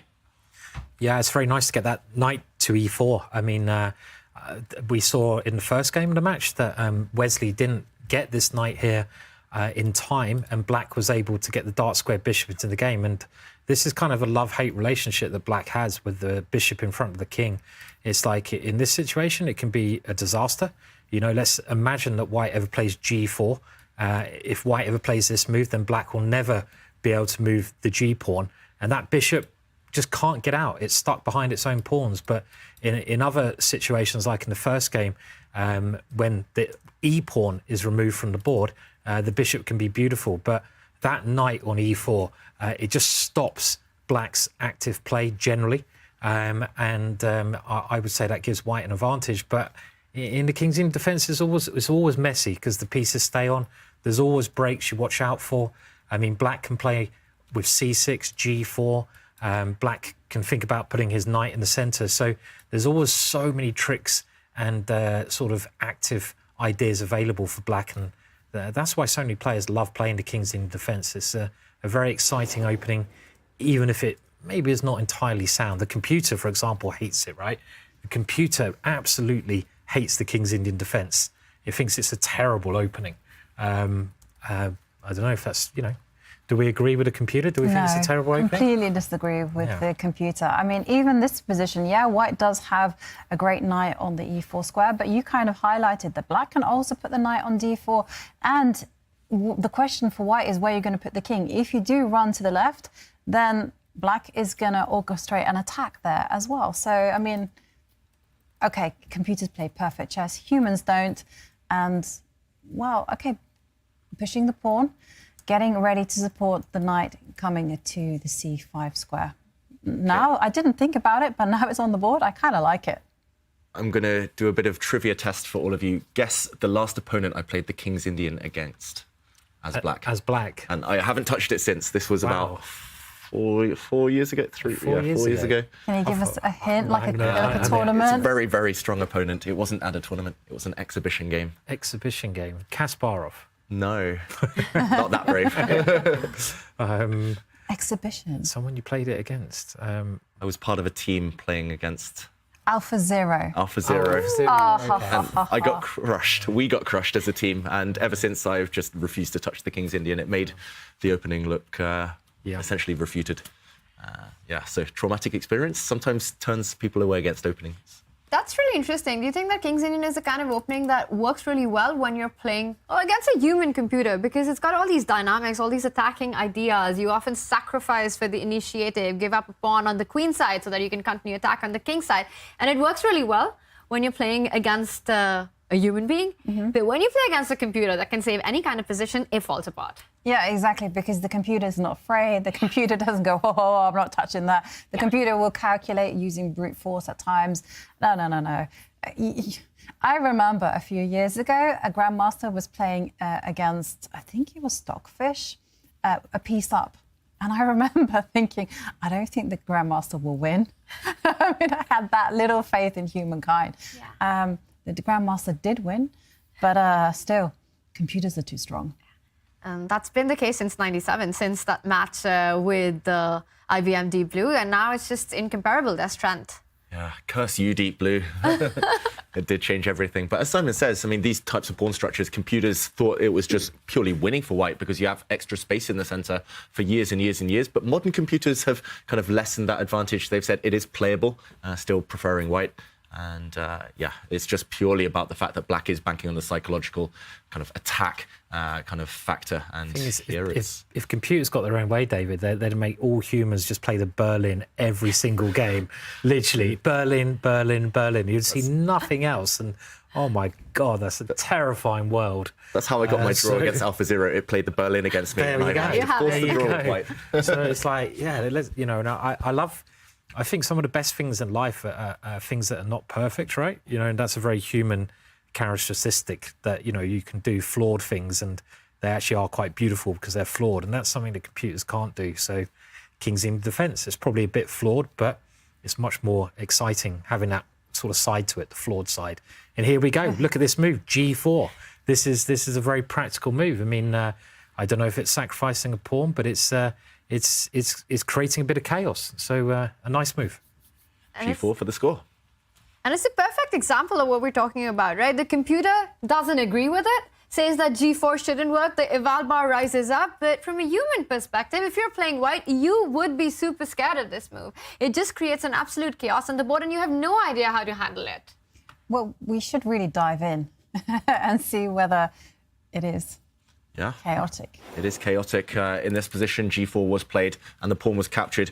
I'm expecting now that either this move or after a rook trade, OK, he goes for the rook trade first, then black is going to most likely eliminate this bishop before taking this pawn back. And I'm assuming he's going to take with the queen. He could take with the king here, Wesley So, just to insist that black has to remove this bishop from the board, because now you cannot take on g4. White is simply ganging up on that pawn too many times, simply pawn up here, two connected pass pawns as well. So Wesley is pausing. Which way is he going to recapture? If you take with the queen, maybe there's an argument for not trading off and leaving yourself with a very strong knight in the center on d4. And as Tanya says, it's scary for both sides. It's really unclear who's better here. Let's ignore the computer. The players don't know that. Actually, they probably do know the computer favors white because it is the King's Indian, but still plenty to play for. White has nice stability with these three minor pieces in the center, but what next? It's really unclear. I love it. Super unclear. And exactly, it's the kind of position that you just chuck the eval bar out of the window and you don't care what you're seeing, because practically it's a very difficult position. It's a game for all three results. Queen f1 has been the capture of choice by Wesley, and we're expecting a recapture on g4. This is going to be a hot battle. It's going to be a fun one, but let's take this moment to jump in and check in with our other game. Magnus Carlsen needing only a draw against Fabi goes for his opening of choice, his usual approach of the Alpin to shut down any Sicilian counterplay, and I think he's been successful in doing that. He's been successful in sucking all of the life, all of the fun out of the position, but Fabiano's kept enough pieces to at least ask some questions, and the pawn structure is in balance. We've talked about that. We've spoken about that earlier today. In must-win situations, you need something, some small hope to cling on to, and here it's just the fact that Fabiano on the king side has a 4 versus 3 pawn majority as black. Not easy to mobilize that. That's the one downside. And you're playing an endgame maestro like Magnus. We've mentioned that a few times as well today. And Magnus is just saying, okay, you don't have a plan. What are you going to do next? Looks very, very balanced to me. Yeah, very hard to break down this position, I think, for black, or to make progress. But I've never seen Magnus, when he's got a 2-0 lead, ever lose it. So there has to be a first time. There is. There is. Oh, right, okay. Yeah. Where was that? It was against Jan Krzysztof Duda. Okay. And it was in the, I can't remember where, but I remember it was like Magnus had a 2-point lead. And then Duda was playing black. It was a Caro-Kann. And it looked like things were going white's way. And then suddenly it wasn't. Okay, so it has happened before then. I mean, it's not happening today, Simon. Not with this position. I don't think so, no. I mean, I think there is still a bit of life here. I mean, it's not the worst position you can have if you need to win, because as David mentioned, you got different pawn structure. There's still some pieces on the board. I'm trying to make it sound really exciting and winnable, and I'm not believing a word I'm saying. So, no, okay, I mean, Magnus is absolutely... He hasn't got any weaknesses, has he? That's the problem. There's no weaknesses in White's position at all to target. That's true. Magnus doesn't have any weaknesses, but on the other hand, his bishop on its starting square doesn't make a great impression. It's got no future. I mean, is there a way for black to actually improve his pawns and his pieces? Okay, he mobilizes his dark square bishop. That's already good. Yep, makes a lot of sense. White's knight in the center. Again, Octo Knight just eyeing up a few pawns, at least now putting some pressure there, kind of pinning down the white rook, defending its knight. Maybe the problem for Magnus as well, hard to improve. It's really hard to foresee any kind of productive plan for either side. That's the dilemma here. Does black ever want to push b4 and try and create a weakness on the queen side? Could that be something that Fabi has on his mind? Yeah, at least the hint of b4. You definitely don't want to rush. You might allow white to step forward with the c-pawn, create a pass pawn there. But yeah, at least Magnus on every turn will have to work out what happens if black does try to explode open the queen side. Meanwhile, on the other flank, it's kind of, it's a bit of a waiting game. Could black be tempted to also just leave the left side intact for the minute and just expand on the right side of the board? And I know David is reading my mind. Yeah. That's what Magnus would do if he were black. He'd start pushing Harry, the H-pawn, as black. Gary. Maybe Gary as well. We're actually finding a lot of ideas for black, but not many ideas for white, which maybe, even infers that we prefer black's position slightly. I mean, if Magnus is playing black here, we probably would, right? This move I was thinking about, I wanted to play this move, but I couldn't calculate what was happening after knight takes bishop, which must be the most critical variation here, because obviously now you've got an option of even taking on e6, but I don't think that works, maybe. Yeah, I'm not sure you can take immediately. This rook is hanging, so you can't take with the knight. If you take with the bishop, I guess the black king just sidesteps and the knight will be removed, the defender of this bishop. Black will go a piece up next move after taking here. So maybe you can get away with taking. I think the main question is what happens if black... okay, this is on the board. What happens if, white simply recaptures and, wow, king to e7, just a calm sidestep, allowing this pawn to drop in two different ways. Just as earlier, you cannot take with the bishop because the knight is removed, you lose this piece. So what happens if you take with the knight? I guess just bishop takes pawn. Check. Yeah. I mean, you love the bishops, David. I do. You know, you're a big fan. Magnus loves bishops it's on as the well. board. So this is, at least it's unbalanced. I don't think this is dead as it's not a dead position at all, is it? This one. Yeah, not as dead as a dodo. That's a phrase I learnt when I was young, and I was like, what is a dodo, Mum? But yeah, this position, look at the bishops. Very, very strong. If the rooks come off the board, I really fancy black's chances here. You could start pushing these pawns a bit later on. The one downside here is that black's king is still slightly vulnerable while rooks remain. And Magnus sidesteps, of course, with his king. I mean, knight c7 is the one plan here, I guess, that we could get that same ending we've seen time and time again, right? Knight c7 to d5, or take the bishop, you know, is the other idea. The rook and opposite card bishop. Well, it's black to play though. So if can you preempt that plan? Yeah, I guess you can also push the b pawn potentially and try and calculate something there. It feels like now or never for Fabiano. If he wants to have any hint of a winning chance, he needs something energetic. I don't see it. It's definitely progress for Fabi. He has managed to get the bishop pair, an open position. Will it be enough or not? We will keep an eye on this one. But meanwhile, big action on the Wesley against Alireza board. We will come back to this, but let's check in on that because Wesley has taken the advantage in his game, and I think it comes down to that over-expanded kingside. But we left it here. H takes g4. Not much has happened. Still pretty complicated. Yeah, just one decision here that at least the engine doesn't approve of. And to be honest, me as well, I'm really, really surprised Firouzja has traded off the light squared bishops because in the King's Indian, the light squared bishop for black is like gold dust. It's priceless. Simon highlighted black's dark squared bishop next to the black king. That's just blocked in. It's a terrible piece. It just looks like a big pawn right now. And it's all about the light squares. White has 100% domination, control over the light squares because Firouzja has traded off light squared bishops. And I don't really understand why.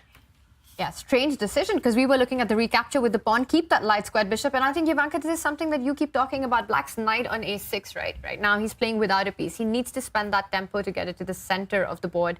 But that g4 pawn without the light squared bishop is a huge weakness. And if that falls, the whole game collapses. Right now he's looking at getting the rook into the game. Rook f1, another idea? Yeah, rook f1 is coming black's way, and also the bishop coming to g5. That's going to be backed up by the queen also coming into the position. It's looking dodgy for black. All right, and question. I'm being polite here. Trivia question. What do you think is Wesley's accuracy in this game? David, if you had to take a guess. 97%? 97? Ooh, 98. Ivanka? 94%. It's 99.4%. He's played a flawless game so far. Wow. After that move, Queen F2, it's jumped to 99.4%. Wow, that's pretty good. I guess the first 13 moves looked like they were preparation. So he's played 8 moves pretty much perfectly, which is still impressive, especially in such a complicated middle game. But this is Wesley in his element when he's got full stability. We've talked about the center. He's got no real attack to face here. His pieces are just slowly improving every move. He's just talking to his pieces. He's saying, okay, queen, you can be improved, right? The rook in the corner, you want to be improved. Yep, slide you across next move. It's logical. Can this percentage thing then? So this is telling you, you know, if you're playing perfect chess or not. Can it tell us it should be able to tell us what the best first move is then, right? Yeah, because it'd be 100%, wouldn't it? So I want to know, what's the best first move? Is it D4 or is it E4? Because, you know, if you play the wrong move, then your percentage will drop. So answers on a postcard, send in. Yeah. E4, D4, what's best? E4 or D4, what's best? Maybe it's C4. Maybe it's A3. Maybe we've been fooling ourselves all E4 this best time. by test, Simon, haven't you heard? I've heard that, but I don't really believe it because you allow the Berlin, and that can't be best. It's just Can't be right. So I reckon it's d4. I reckon d4 is the best move. It's definitely not g4. That's all I know. That's true. Yeah, we can't g4 it up. So, but. David, you were talking about talking to the pieces on the board. What would you be telling the black pieces right now? How can he get a better position than what he has? Yeah, let's jump in because we see some of the computer moves. Actually, wow, Firouzja did find the top engine suggestion, but it might not help him here. I was going to say, you need to get this rook into the game. There might not be time to improve this black knight because it actually doesn't do much centralizing that piece. So he did find the top engine suggestion, queen to f8. But now look at what the computer says again. Huge advantage here for white. Actually, you can maintain an edge in several ways, but the best move, queen to h4, by far the best move. Simply hitting this weak pawn, which shouldn't have been weak if you left your light squared bishop on the board. And now you cannot defend it simply. If you bring your queen into the game, you get hit again by the white rook with gain of time. If you slide back, I think there's going to be nasty checks here. White's going to start attacking, bringing the rook in. This is going to be disastrous for black. And essentially here, no way to keep this intact. I guess you have this move knight to f5. Maybe this is what Firouzja is banking on, making Wesley So pause. But I guess you just step forward again and say, yes, you can trade off, but look at what you're going to be left with. Just for illustration purposes, I want to show this type of position. It's simply good knight against bad bishop. And this bishop is not going to enjoy this, enjoy the rest of this game. Queen and knight also superior to the queen and bishop combo. So yeah, queen h4 looks decisive, but even an endgame in this type of scenario would suit Wesley's style, I believe. Yeah. And there we go. Rook f1 actually just on the board. Just keeping it very simple, and also looks quite nice. I mean, the problem is black's got this weak pawn on g4 that you pointed out, but the queenside pawns are very weak for black in the king's in defense quite often. And in this situation, white can time a knight b5 to start hitting them, and there's just a lot of weaknesses there. Black needs to get that knight into the game on the corner, so he needs to try to play knight c5 at the right moment, but then he has to watch out for b4 as well, and the dark square bishop is it's just everything's a little bit better for white, I think. Well, yeah. I would just want to hone in on your first point. The pawn on g4, that is up for grabs. Yeah. That can't be defended. And there's two passes there on the right side of the board, so I thought this move was forced, and one pawn to the... Why is he not grabbing that pawn? Oh, you're insulted by that move. Take that pawn. F5. I think that's the problem with it. The move that David had in another position. Yes. I stand corrected, okay. Grabbing the pawn was bad. It's probably still all right, but, you know, it's... Yeah, I think a miscalculation by Wesley. Maybe he just assumed he'd go a pawn up, and now we're left with this position. And actually, the black knights are jumping somewhat into this square. Yeah, these knights are creating chaos. If you had one more move to cage maybe that knight on the edge of the board, then you would have been loving life. But Firouzja's back in it. This is the thing with the king's in defense. You can get the worst, ugliest looking position as black, but then all of a sudden black's pieces pop out of nowhere and cause some chaos. You know, I think it was John Nunn who was one of the best ever king's Indian defense players. We have one more move on the board, g4, but John Nunn who beat a lot of the top players in the king's in defense. He mentioned about this, and the Benoni, I think it was. He said, positionally terrible opening. You know, you're basically lost positionally, but you always have tricks because your pieces get so active. And look at those knights. It's just a jumble of pieces in the centre, and they're getting a little bit of activity here, right?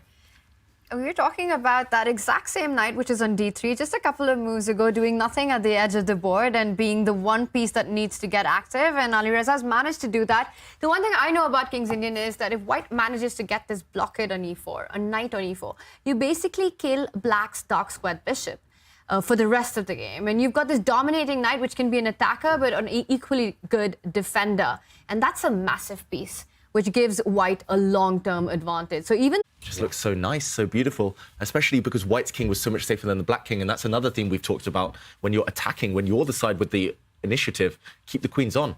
But trading queens off, yes, white still has a kind of visual advantage, aesthetically still looks really nice, but now we're slightly closer to safety for black potentially. And yeah, look at that kind of assortment of knights.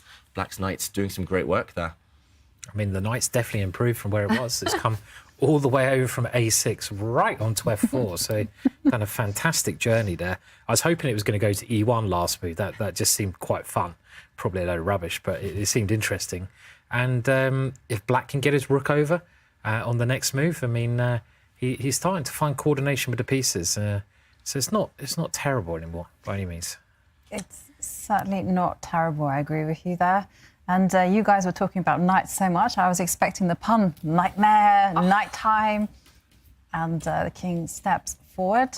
I agree with you, though, Tanya. I think white definitely has the advantage. And I'm just going to actually say it's because of the g4 pawn. I mean, the knight on e4 is doing a fantastic job at just keeping this e5 pawn under lock and key. But g4 pawn, it's loose and it's going to start pushing. All right, this is going to be quite an endgame battle, and Wesley's got a minute and a half on the clock, so not that much time left. We might be seeing a very fascinating time scramble develop in this one. Let's head over to the Magnus-Fabi game. Has Fabi managed to create any chances? I do see some threats against White's king right now. Yeah, I think Fabiano's done a fantastic job of keeping this game alive. And we talk about the bishop pair. As long as pawns remain on both sides, as long as there's action on both flanks, as long as rooks remain, this bishop pair has great potential. Certainly superior here to white's knight and bishop combo. And black's pawns will start rolling. White's king, slightly vulnerable.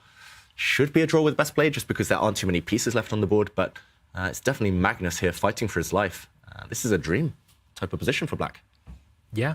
You also said earlier, David, which I'd never really thought about, but I love these little bits of advice you can get where if you have the bishops, the more pieces you get off the board, the stronger they become. And this must be a case where there's not many pieces left. There's just the bishops and one rook each. So they're controlling a lot of squares here. And bishops work really well with rooks. Queens work really well with knights, but bishops and rooks coordinate fantastically well. So there's some chances here, definitely. Yeah. I mean, and I love Fabi's last move because he's advanced his pawn, but the idea is actually to move the bishop to g4 and trap the white rook. That is why Magnus is like, no, not going to let that happen, and he moves it to the c4 square. But Wesley's bishop, sorry, not Wesley, Fabi's bishops, they are rocking. They're coming towards the king, David. I feel like he's going to win this one, Fabiano. Just look at the clock time as well. Magnus is finding only moves at this point to even survive. That white king is living a charmed life. It's going to start getting checked by the black dart-squared bishop as well soon. It's kind of being caught in a cage, in a mating net almost, and the bishops are closing in.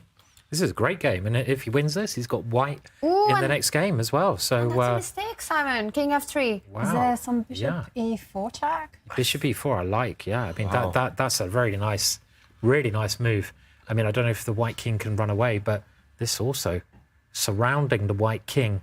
There's many Checkmate threats. threatened. Mate in one is threatened. Bishop to e2 would be a checkmate now. How does Magnus guard against that? Knight You've got to come back with your knight. Is that the only way to do it? Rook would kick you to the corner, and Magnus is running, but surely this is going to end in disaster. Yeah. The bishop can check, and then the black g-pawn could start pushing. I think this is just going to be mate within a few moves. It's a checkmating net. 14 seconds as well. Fabi should finish this off now. We're going to get another game. Game 4 is what it looks like. The bishops, the pawns, the black rook all coordinating beautifully. We don't get to see this often. Magnus Carlsen about to get checkmated in an endgame. By a pawn, potentially. Yeah, that pawn could just come forwards, and that would be a really nice checkmate. You can also move the rook in. The rook is coming in. Only ways to defend Checkmate that. incoming. Bishop g4 was a big threat. Okay, this has been stopped. I think Fabiano missed this. Okay, but he's still going for checkmate. This is a cage. Beautiful, How do you beautiful stop end. it? You have to give you have to give up the knight. Give the knight up, yeah. Oh, that's fantastic. Fantastic play. I think he's done Fabiano. it. He has. He's won. He's come back. I don't think any of us expected that, and he played a brilliant game there to take Magnus Carlsen down with the black pieces. Incredible stuff. Ground him down. He wins in the endgame, checkmating Magnus's king there and leaves. Magnus, meanwhile, just shuts off his screen. I don't think even he can believe it that with the white pieces, he got outplayed in an endgame. What a fantastic performance. There will be a game 4, but Fabi still has to win one more to force a tiebreak. Meanwhile, this action is still on. Wow, a lot has happened. Are we going to see another repetition here? Yeah, I think we've jumped in just before the result is confirmed. Suddenly, the white knights are a bit stretched, clinging onto each other. Black's pieces super active, the black rook especially, and I think it's time for Wesley So to just pull the handbrake here and just say, okay, I'm going to repeat moves. Keep harassing that black rook with the white king before it's too late. Otherwise, I think you even lose control here as white potentially. And Wesley, under 20 seconds as well, it would be the pragmatic thing to do. And third time we've seen that position, it is a draw. Third time we've seen that position. Third time we're seeing this result in this matchup with 3 draws. The score is level. We will have a 4th game. I'm still thinking about how Fabi managed to make a comeback in that one. In this one, Wesley did have some real chances in the middle game, but Alireza manages to keep everything level. And with the King's Indian defense, it lives on, and that one ended in a draw. David, Fabi survives, goes into game 4. How did he manage to do that? It's all about the power of the bishops in that game. Fabiano just surviving the middle game, taking it down to an end game and taking down Magnus Carlsen. Look at how powerful these bishops are. They control the whole board. This bishop just mighty on the dark squares. This bishop as well, complementing it perfectly, just controlling everything. And this was the star move, h4, closing a cage around the white king. And Magnus here, with no time on his clock, did panic and blunder. He needed to start running away towards the corner. An ugly move, but a necessary move. Instead, look at what happened. The king started advancing, but suddenly this check forced the white king into a box on the corner. And just a few moves later, after a trade of bishops, this was the killer blow. Pawn to g5, and the only way to prevent pawn down to g4 checkmate is to give up the knight. Magnus resigned, about to be checkmated. What a game, and what an end game there by Fabiano Caruana. Yovi, I'm thinking about what you said. The way to beat Magnus is to checkmate him. Oh, well, turns out I can predict the future.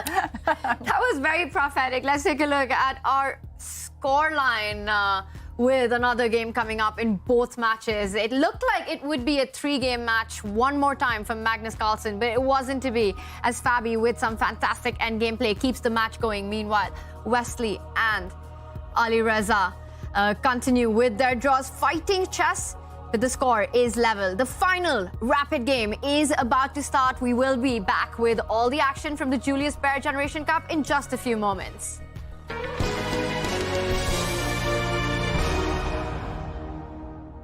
So now Magnus and myself are going to be taking on the Air Things Challenge. We're going to play chess, but with a twist. All of the pieces are Air Things devices. We might be able to rely on pattern recognition in the first few moves, but we will definitely lose our way somewhere along the lines. We also have a big crowd here, so I'm feeling the pressure. Let's go. Okay, I'll start my... Okay. Oh no, he's too calm, I don't like it. Oh dear. Did not expect that one. It's not a very good move. It's the mind games, he's teasing me already. Does this actually work? You tell me. I'm guessing. I know you're guessing, just sometimes your guesses are right. That's the problem. I've studied this before, Magnus. Yeah, but I mean, I can't back down in this game. So. That's brave. Okay, that was a check. So I'm hiding in the corner. He's coming. Another check. Oh my god, I need like 2 hours for this position.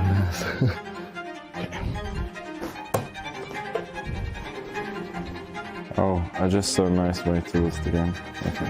He spotted my trap. One thing is like to play chess this way, but to watch this must be... We're so sorry.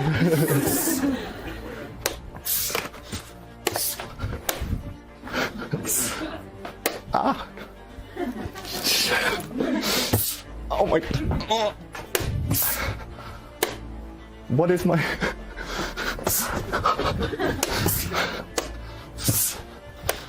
Oh, I'm losing. Damn it.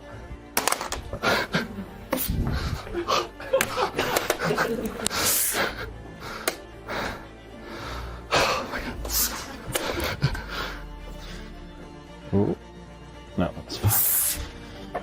Oh.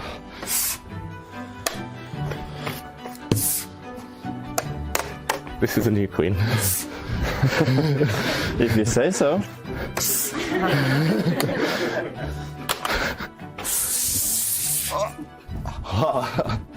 Too slow. Okay. Well played, man. Thank you.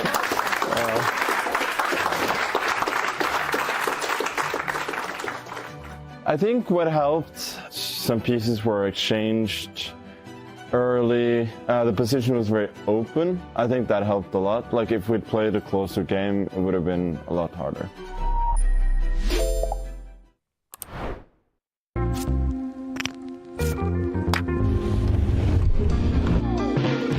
Alireza Firouzja needs no introduction.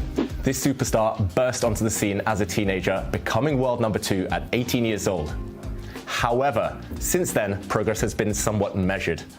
He's been inconsistent, and his love for chess has at times been questioned. On the board though, Firouzja is dynamite. He's aggressive, he's dynamic, and there's a fear factor about Firouzja's play. None of the top players in the world can ever relax when Firouzja is sat opposite them.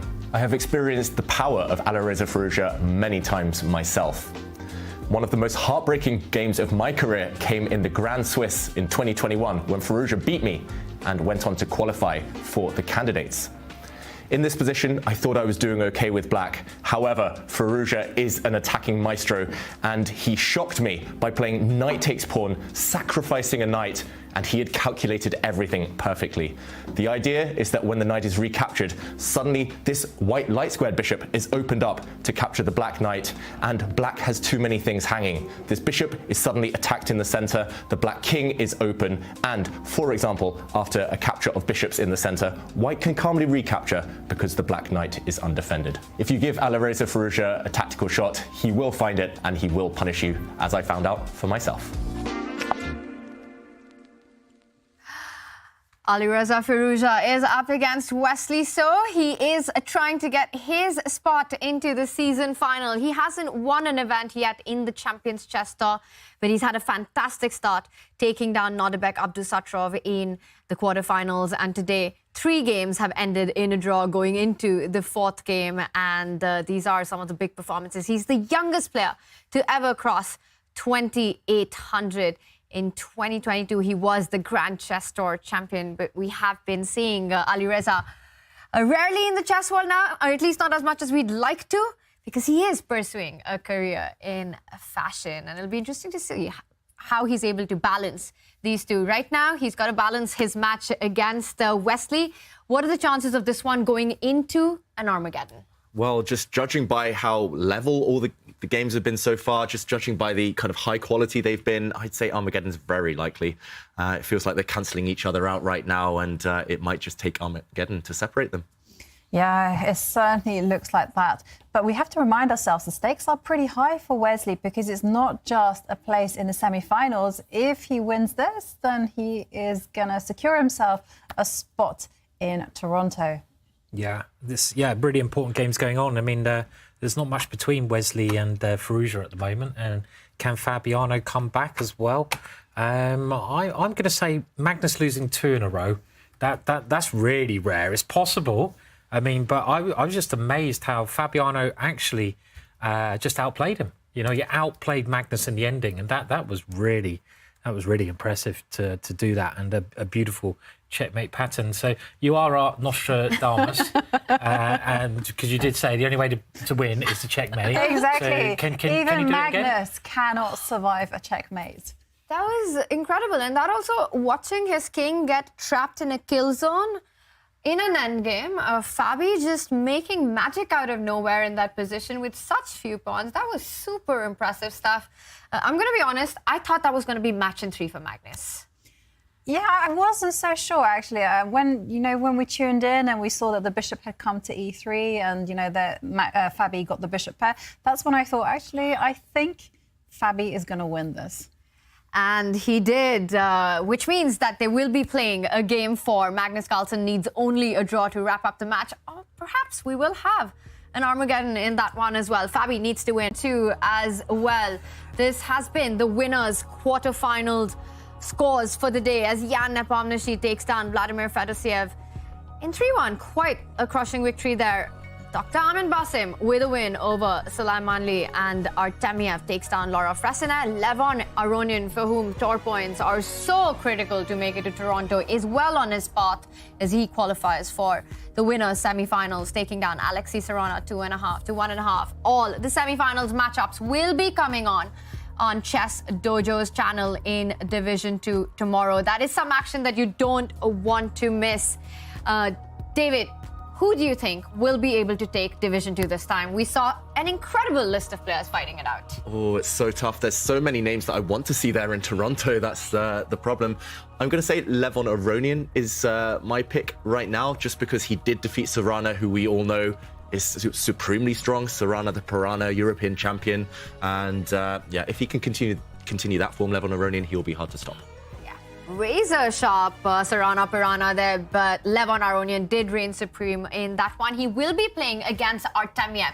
Levon versus Artemiev in the semi-finals. Is there a favorite, Simon? Yes, I'm just trying to work out who it is.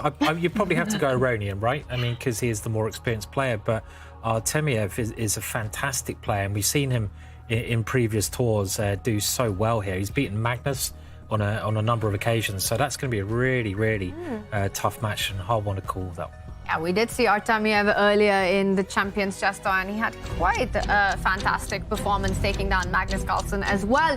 But Levon Aronian, there is big motivation for him. But right now, Magnus Carlsen, he's got to be feeling motivated after that bit of a shock in Game 3, losing to this man, Fabiano Caruana. He makes his comeback. He keeps his chances alive. A big Game 4 coming up. Fabi has to win on demand to take it to tie breaks. He does start with the white pieces as well, Jovanka, and we've got the English opening. We do have the English opening, and Magnus answering in a very combative way by pushing his king's pawn 2 squares forward.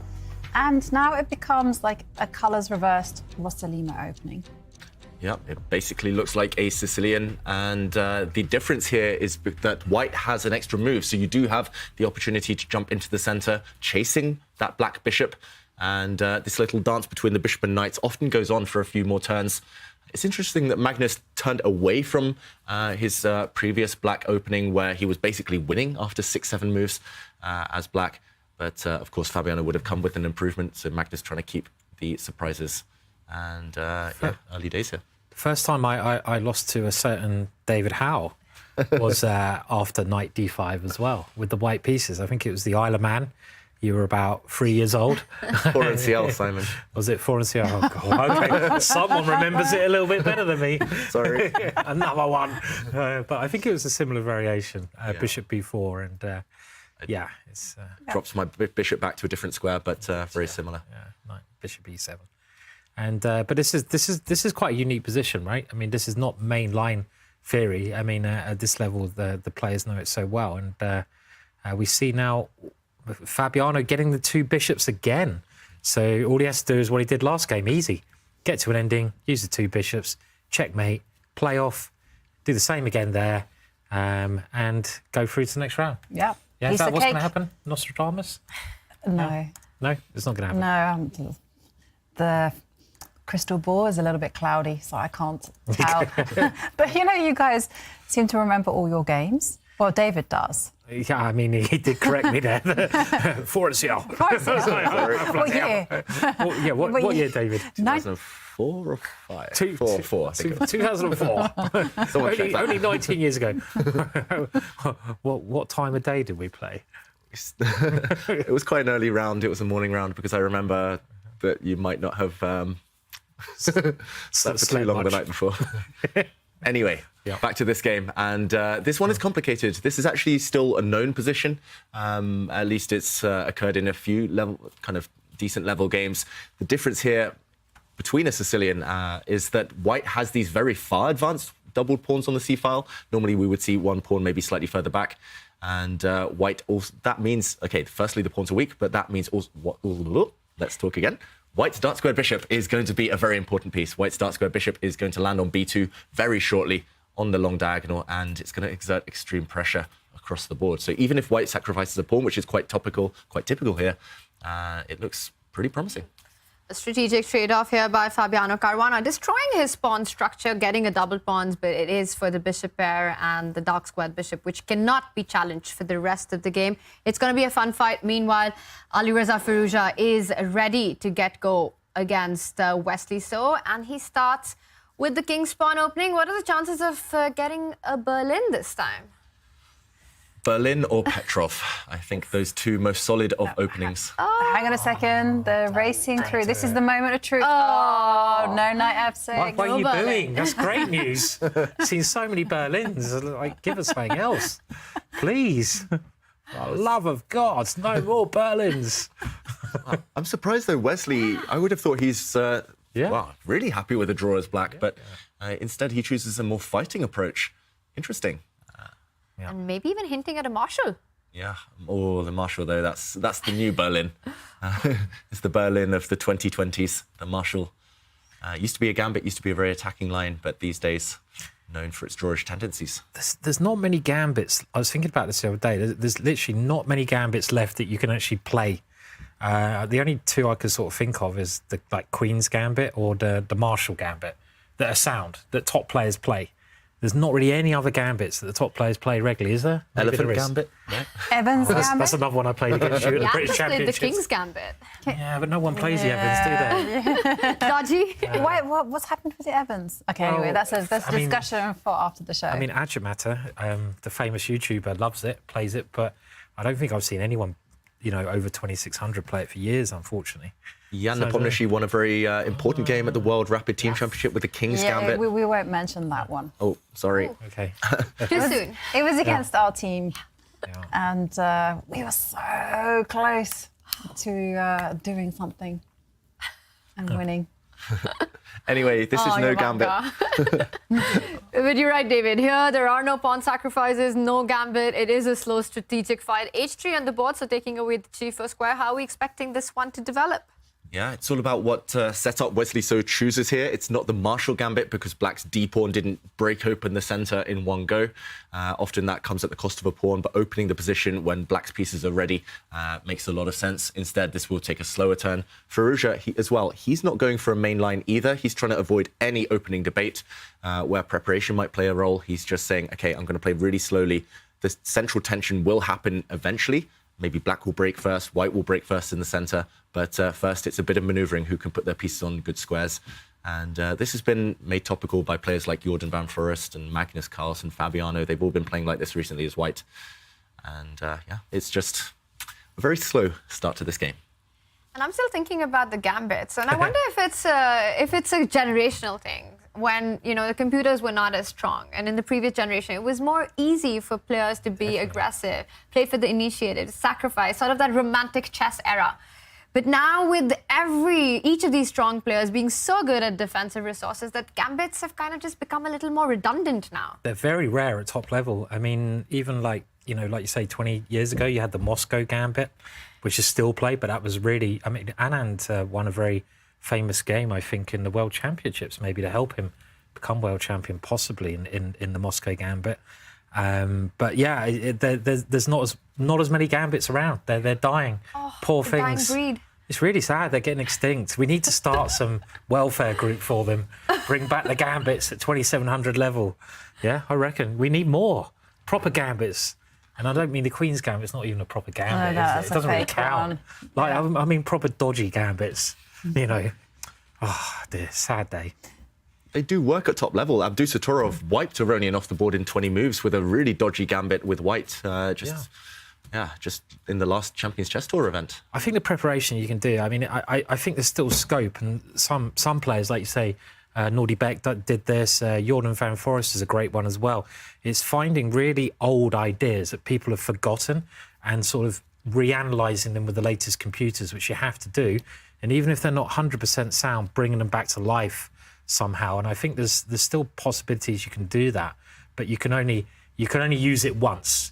You can't. That's the problem. In the old days, you could use these gambits like dozens of times, but if you use it once, your next opponents can prepare for it, and you have to throw. You have to not use it again. So that's the problem with these kind of dubious gambits nowadays. You have more maneuvering chess like this, and this is why positional maneuvering chess is so important to understand. And the action will happen a lot later, generally, in the top matches nowadays. So, yeah, pretty standard position here, I'd say, really. Maneuvering. Maneuvering chess and checkmates, because if you have to beat Magnus Carlsen, you've got to know your checkmates. Fabi managed to do it, and I believe we've got some updates coming in from the Fabi versus Magnus matchup. We will come back to this. As you said, David, it is a strategic battle. It's going to be a long one. Let's jump over and check out the Fabi game. Wow. I don't know if it's a gambit or not, but it's definitely a crazy position. Crazy position, and Fabiano is gambling. He's not gambited any pawns yet, but he's chosen a really kind of risky strategy.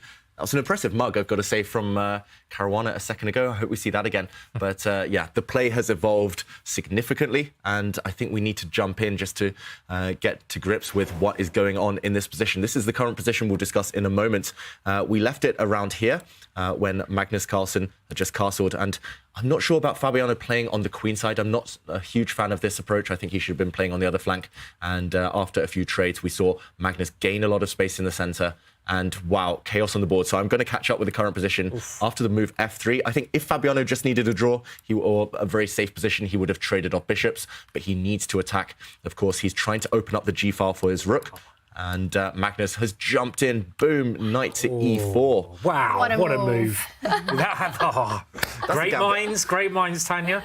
But that You gotta love knight e4. Oh, it's such a nice move. Your to one play. piece is hanging, and then you make the other one hanging as well. Yeah, put yourself in a self-forking yourself. It's yeah. But that's a gambit for you, Simon. That's a piece gambit. I like it. Much better than a pawn gambit. See, these world champions, they don't do things by half, you know. I don't need to gambit a pawn. Have a piece, you know. I don't think you can take either of them, though, can you? Yeah, we should mention you cannot take the knight, of course, because the white queen would fall to the black bishop, and taking the other one would also be catastrophic, at least in terms of the match situation, because after a check, the white king has to step forward, only legal move, and I was going to say, at the very least, you can take this pawn. I think this would force a draw because the king cannot step forward. There would be a devastating knight fork, a royal fork here, winning the white queen. And if you step back, of course, black can just repeat the moves and Magnus would progress to the next round. So Fabiano could not accept that gambit. And what does Magnus have up his sleeve? After the pawn steps forward to h4, taking away this infiltration square from the black queen, guarded now by the white rook, Magnus still has this fork on his hands. Does he have to step back now with his bishop? Queen f6 is possible, maybe, is it? Or as well? I don't know. Nice, Simon. that's maybe. very nice, queen f6. I don't know if it's any good, but I mean, just trying to put some pressure on. And I love these checkmate ideas, you know, is whether this they're a catching scholar's on. mate? This is, much. yeah, I think it's fair. Something like that. Yeah, I wasn't quite sure. But anyhow, we do have to kind of like approach this very complicated position quite systematically. So there's like queen move that David's indicated, bishop retreats. There's also the knight can jump forward and attack the rook. That's another possibility. And then once you've kind of outlined all the moves that you have available, you then got to rank them. That is the way, unfortunately. And then you always start with the one that you like the most. Which one do you like the most, Jovanka? Well, the rules kind of say that you should introduce a new piece into the attack. So I would be looking at first attacking, playing the queen to f6. Yeah, let's give Magnus Carlsen that dilemma. 3 very tempting opportunities here. Valuation bar says it's in black's favour. That's not surprising because white is undeveloped, but still very complicated. Could go either way. Maybe you can just go bishop h5 as well. And then, just try to keep the tension. That seems like a Magnus move, right? You know, you can just keep the tension, keep the pressure in the position. But there's a lot of... you can go wrong here, can't you? I mean, very, very easily with both colours. And it's very messy. This is interesting stuff, really exciting. Yeah, it's a critical position, and that explains why Magnus is taking his time right now. 3 tempting options, as you pointed out. And Fabi, he's just taken so many big decisions on the board. That king on e1 is probably going to be in the center of the board for the rest of the game. You don't have safety on the king side. I don't know if we'll ever see a queen side castling here, which means it's sort of another all-in kind of a setup by Fabi here. He has to try to, again, go for an attack, go for Magnus's king to try and get anything. If you let Magnus consolidate, white could be lost in the next couple of moves. Right, you know, with that king in the center, and if Magnus is able to just introduce more pieces to the attack, I agree with you. I don't think Fabi's king is long for the world. But on the plus side, I do remember the words of Alexander Grishuk, who found himself in this type of situation. He said, well, a bad opening king, bad middle game king. But, you know, the longer the game drew out, it became a really good in-game king. So Fabi does have long-term possibilities to look forward to if he can survive. And he needs to do that. He doesn't only need to survive, he needs to win this game. And we see a decision on the board. Magnus steps back from the fork. I think this is the most human approach. You just want to make sure that your pieces don't remain hanging. The pin is still on. There's pressure on f3. Your idea of knight g3, Simon, your idea of queen f6, always in the air. Bishop h5 just felt like the move you really want to make here. Yeah. Yeah. It's all about timing as well. If white gets a few moves, if white can somehow release the pressure, kick away the black knight from the center, Fabiano's happy. If Magnus gets time to develop his queen side, the other black knight coming out, the black queen coming out, black's going to have a raging attack. So these next few moves might be where it's decided. It definitely feels like one of those types of positions. No boring maneuvering here, no kind of small strategic finesses. It's just pure brute force. And Fabiano, he needs to find an accurate move here. Otherwise, I fear for his life in this game.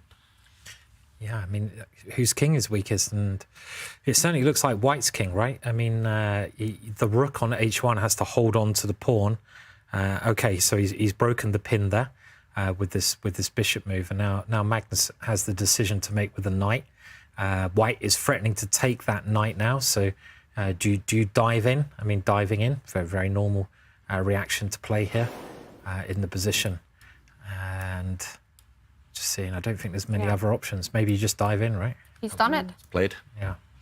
Rook to h3 on the board as well, hitting that knight, and not many squares to go to. You have to either retreat or take this bishop. He does remove the bishop pair, maybe haunted by memories of the previous game. And now for Magnus, what to do next? Is it time to start developing this piece, lots of options? Develop the knight. Hang on a second, just do it with time. Maybe I can actually develop the queen first and then the knight. Yeah, you can hit this rook in the corner. Actually, I was going to say be careful because fork, double attack. Ooh. Oh, this could be disastrous potentially. But okay, he doesn't set up that trap. I'm all about the cheap tricks in this position.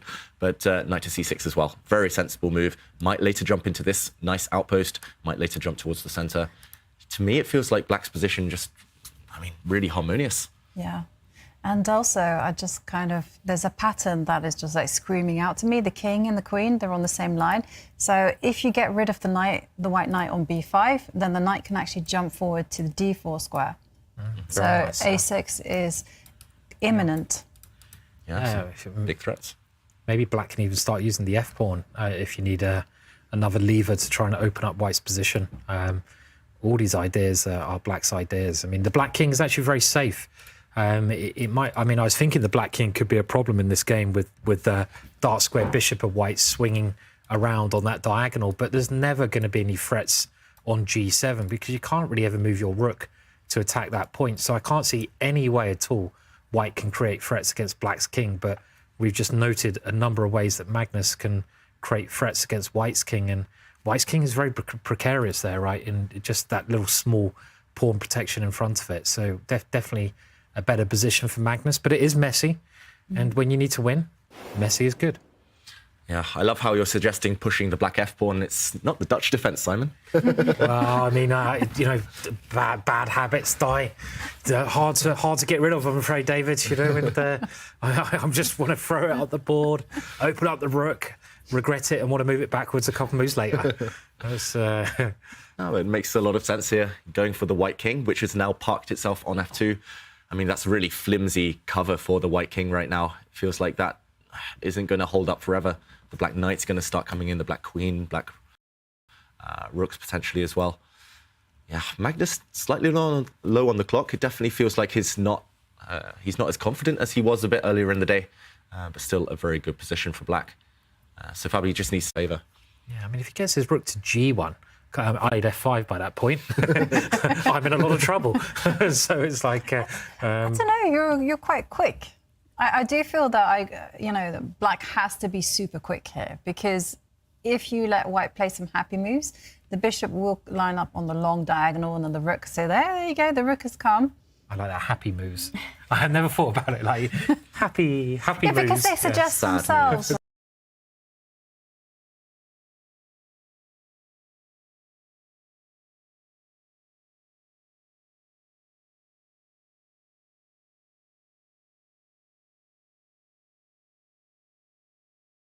Right? No, I mean, I always call happy moves the ones that suggest themselves, that play themselves. Yeah.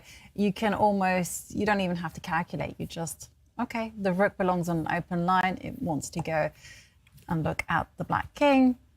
And then the next happy move, if white is allowed, is the bishop to retreat itself to b2. So then it's on a long diagonal. Yeah, I mean, the valuation bar is really, really liking Magnus's position, but I think again in practice this is a bit this is not as easy as the evaluation bar is indicating. I mean, White has his own ideas. As you say, that bishop dropping back, you're already creating a big threat. That rook can come and attack Black's bishop. Black's bishop is a little bit loose on squares. I mean, it's not completely straightforward for Magnus at all. Totally agree. If I was playing this position, I would think, okay, maybe I'm slightly better as Black, maximum. But I mean, it's just complicated. I would never dream that Black's advantage is so significant, like the engine points out right now. But here he comes. I wasn't quite sure about Fabi's last move, retreating the knight. I know it was under attack, but the bishop on a3 is just stuck there and it has no future. I felt that he had to kind of go on the counter-offensive. With potential tactics of perhaps putting pressure on g7. And right now, with the bishop on a3 stuck, the only square I see for that bishop is c1. c1, right. And that's not a happy move. That's a very sad move, isn't it? That's really... That rook b8 move, I mean, I'm thinking about great moves in this game, and rook b8 from Magnus is just not something I would have thought about. But it's really just taking the sting out of White's play, because it was all based around White's bishop. And that bishop, as you say, is a very sad piece now because it hasn't got to that diagonal. So really, really nice containing move. And the last move stops White's rook activating. So rather than trying to crush White, Magnus says, I'm not going to let you play any moves, Fabiano. I'm not letting you play any of the moves that you like to play in moves, even though the evaluation bar is maybe liking it a bit more now. Can the knight come round? Is that why the evaluation bar is liking White? Maybe White's knight comes into the centre and then comes to harass the bishop via f4 on the next move. I mean, that would be a very sensible continuation. So still a mess. This last move by Magnus 8-6, does that surprise you a little bit? It felt a bit slow. Yeah, I'm surprised that Magnus chose it. I mean, it's the type of move that I would play and then regret it for not being dynamic, energetic enough. Of course, as Simon says, it kind of prevents this rook to g5 move, trying to kick this bishop. But yeah, very, very slow. And let's catch up with the current position. After White's knight uses the center, the Black knight jumps in as well. Maybe some hints of a check. But yeah, some calculation to be done. The White knight can drop back to f4, hitting this bishop. On the board, we've got moves, David. Knight f4, bishop g6, and Magnus played knight e5 at breakneck speed. So he was anticipating knight d5. Yeah, but it's just a pure mess right now. We see, wow, Fabiano lock up the center. This is really committal. He's trying to render this bishop passive. He's going to maybe try and kick it in the next move, try to line up on the g-file. But yeah, now you've given up control over all of the dart squares in the center and also some threats along the third rank. Yeah, I mean, you have to calculate something taken... Well, knight takes f3 in some positions now, because that would allow the black queen to come into h4. I don't think it works, but, you know, you have to keep an eye on this kind of idea. Certainly. And Peter doesn't hate it. No, it's not the worst move on the board. Yeah, but it's just a really weird position. Mm-hmm. This is not your standard position. It's extremely complex. Let's remember that White must win. Fabi must win with White to take it to the playoffs. And he, you know, in the last game, he managed to get another dynamic position. He did the same actually in defeating young player who I've forgotten, Dennis. He also took a bad position, but a complicated position to win that one. Even again, the valuation bar doesn't like it, but I think there's a lot of play left here. And this is going to be very, very exciting. Look at Magnus's time. You pointed this out as well. 3.5 minutes. You know, 4 minutes, yeah. He's also struggling to make sense of this bizarre structure. But I still like Black in this position, and one of the reasons is that knight on e5. After this last move by White, that knight can't be kicked away for a while. Wondering if there's a way for Magnus to get the queen involved in everything that we're seeing. Queen f6 would be a happy move that I would like to make. But that does invite White to jump back with that knight on that central square, hitting that queen. So I don't really think that it actually makes any progress by the end of it.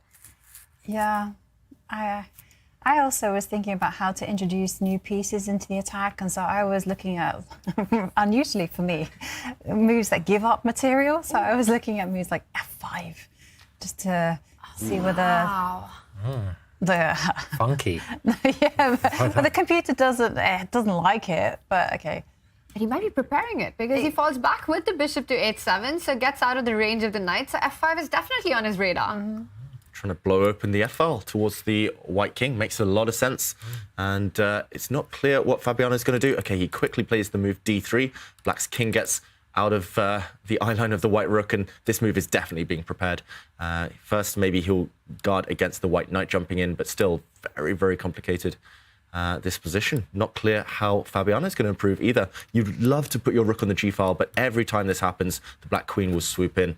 And yeah, just Magnus playing slow, steady, build-up moves. I think he's just trying to speed up now on the clock and just telling Fabi, okay, I'm going to play this move. I'm kind of declaring that right now. You have to be ready for it. Oh, predictions, anyone? Well, I mean, it's a mess, right? I mean, I think it's really hard to predict what will happen here. I mean, Black seems to be in a preferable position, but you know, I can't predict. I can't even predict this one. It's also the clock, no? Yeah. With 2.5 minutes, really anything can happen despite Black having an advantage in this position and everything under control, active pieces, but that's not enough amount of time to feel safe. And it's the kind of position where the price of an error is pretty high as well. So anything can happen, all three results possible. And the queen has been introduced into the attack. Again, also taking care of the e6 weakness. We are going to see f5 and then it all just blows up. It's going to blow open soon, 100%. White's rook can now also move to the g-file. That's one of the disadvantages at some point. And here we come, f5. It's coming to life here. All pieces are attacking now for pretty much both sides, right?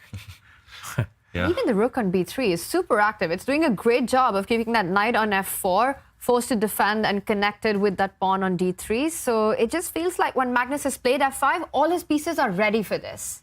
Yeah, all of the black pieces definitely ready. It's just that white bishop, which could be improved, I guess. White's rook on h3 is going to slide across, but that needs to be improved urgently.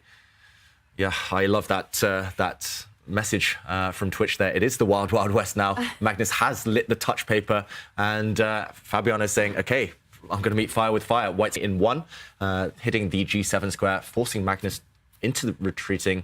And, okay, will that momentum change? Retreating normally isn't a good sign. But, okay, maybe he's just going to bring his rook across. Fabiano trebled up with his pieces now. He's creating some threats here. Oh, wow. But Magnus, wow. I mean, Magnus played this very quickly, not afraid of rook takes pawn. And rook takes pawn, it nearly, I mean, that very scary move. But Magnus is prepared. Knight takes pawn check there.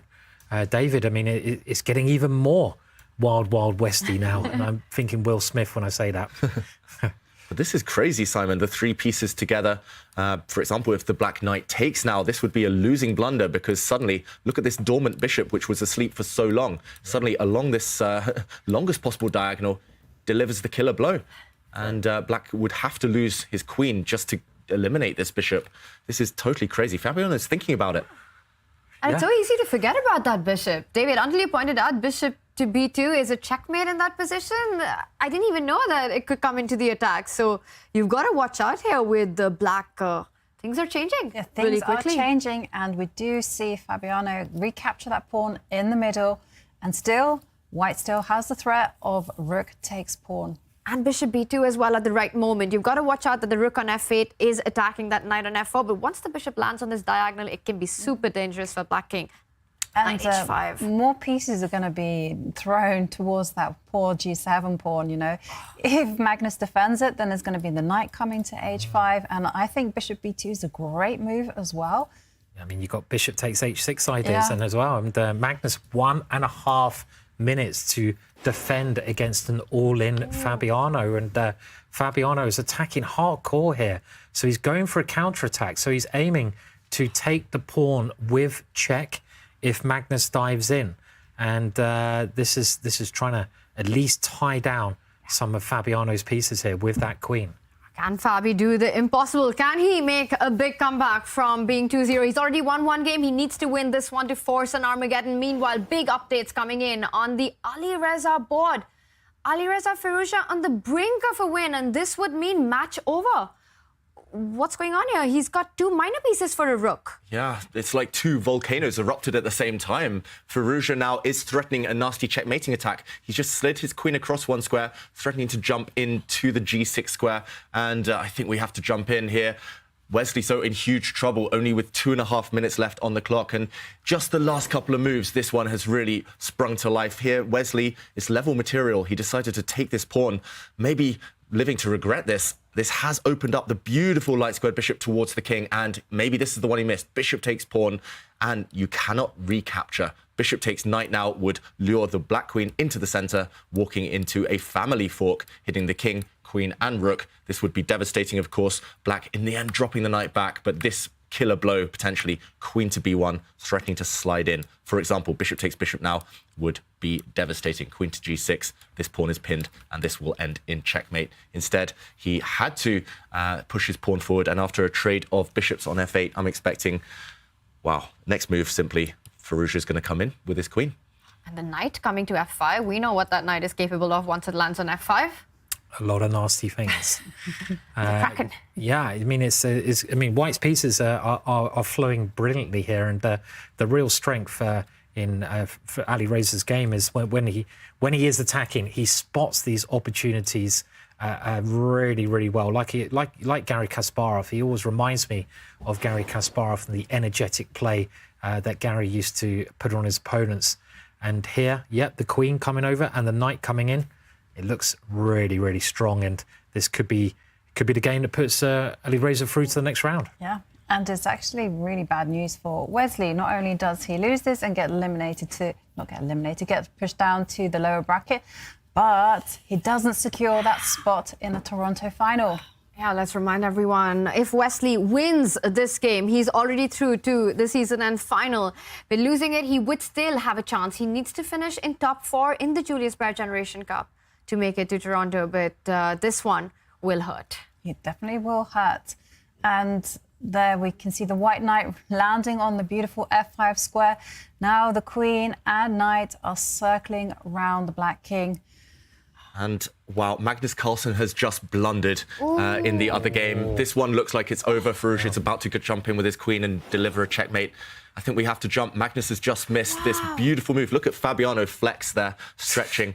He's a piece up. He has an extra knight, and it's all about the dark squares. White's bishop is actually lurking.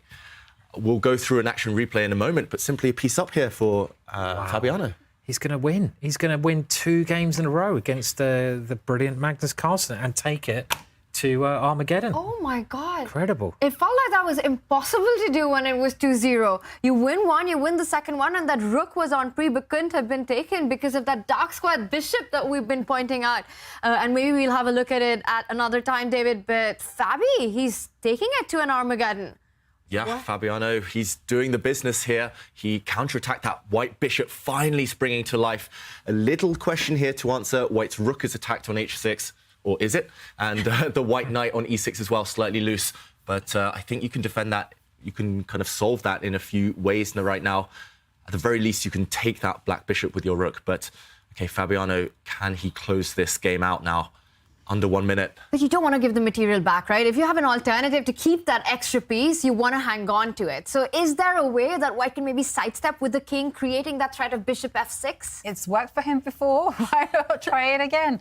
I agree with you. Is he giving the piece away? No, he's counting on rook takes knight, and then the 2 rooks will line up on the h line. So what? But look at the bar. It's changed a lot. I mean, the problem here is that I think the white king is quite exposed, right? So, you know, the black rook on c2 can also do a number of checks and force it to go to a very bad square. So rook takes knight here might just be playable in this position. Yeah. That was a crazy move. I mean, sidestepping the king, like you mentioned, Tanya, seemed so sensible. Don't retreat unless you have to. They're both very short time. Here you see that rook checking, first of all, forcing the king to a bad square. Yeah, and don't forget that all the white remaining pawns are dropping. So at the very least, even if black loses his bishop, white's pawns there just lined up in a row, like Skittles there. Just you're going to wipe them out all in one go. And here we go. It's elimination time. If you're just left with 2 rooks and a bishop against the 2 black rooks with no pawns left, won't be many winning chances. No, that's right. And yeah, that was a big miss of Fabiano, who did so well to get back in the game. He was a piece up, he was attacking, he had a great position, and he just retreated. He just played this passive move at the wrong time there, going backwards rather than forwards. That was a massive moment, and maybe just if you, David, you can show us what exactly was the way forward for Fabi there. Yeah, I think we just have to jump in and just a quick slow motion replay of what happened here. Actually, Magnus Carlsen was doing quite well. He should have given a check. He needed to keep his rook on on B7 to prevent the white bishop using the square. He brought his rook across, missing this beautiful blow from Fabiano, allowing the white bishop now to deliver a killer blow. But it was just a few turns later. Fabiano still had the same idea. He did not need to move this rook. As you pointed out, Tanya, just moving the king would have won the game, because this would have been a devastating checkmate. He would have kept his knight on the board, kept a winning attack. Instead, retreating that rook did allow the knight to be eliminated. And let's catch up with the current position. All of white's pawns are gone. This one should now be a draw. Black has 3 pawns for the bishop, level material. And as long as black's king doesn't get checkmated, this is going to be a draw. Still some chances, maybe, if you can coordinate the white rooks and the bishops to to attack the king. I mean, you have to try to create some chances against black's king here. It's not completely dead as of yet, and the time situation, that's going to be a key factor. Yeah, it's not easy to play when you only have seconds left. And there we see Magnus given a check. It's been intercepted. Oh. Look at this. I mean, it's One still... pawn has disappeared from the board. Still seems really, really unclear to me, this. That bishop, you know, it's still a bishop. And meanwhile, there is an update. Firouzja has indeed closed out that game against Wesley So. We left it with a decisive advantage for him, and he was about to deliver checkmate. He had an extra bishop as well, so Wesley resigns and is pushed down to the other bracket. Could we either see rook and bishop versus rook potentially in this one? If the pawns get removed and a pair of rooks come off, which is a draw, but not an easy draw. And you see here, white is definitely going to push this one on, right? I mean, he's got a bishop for a pawn. It's not clear to me, if I didn't know with the evaluation bar, that this is actually a draw. I wouldn't know this. Yeah, and actually at the World Cup, there was one fascinating endgame of this exact position, basically, but without black's pawn. And that should be a draw as well, but harder work with all the rooks on the board. Magnus here, he needs to trade off one set of rooks if he wants to secure safety. With all the rooks on the board, the black king will never be entirely safe. Fabiano can play this one forever. I think we're going to see a 150 move game here. Fabiano has to push this to the very end, to the bitter end, while Magnus tries to defend and trade off rooks. Yeah, and Magnus just sitting and waiting in this position. There's not much else he can do. And Fabiano's got to try and create some chances. I mean, his one idea here is to go bishop d4 and try to win Magnus's last pawn. That would open up the black king to more checks on the rooks. So that seems a very sensible idea. Yeah. But does Magnus have to be very careful, because the king is not well placed in an ensuing rook and bishop versus rook endgame? It's always tricky. I mean, rook and bishop versus rook. I mean, Magnus knows how to draw that, but, you know, I've seen so many top players lose that ending, but they're not Magnus. So that is the difference, right? Fabi's best chance in this endgame is to keep all the pieces on the board, not trade off either of the rooks, and to try and win that g-pawn so that you can try and give another checkmate to Magnus Carlsen. But giving one checkmate in a day, I think it's kind of hard to give 2 checkmates to Magnus here. Magnus continues to play confidently, but both players now under 30 seconds.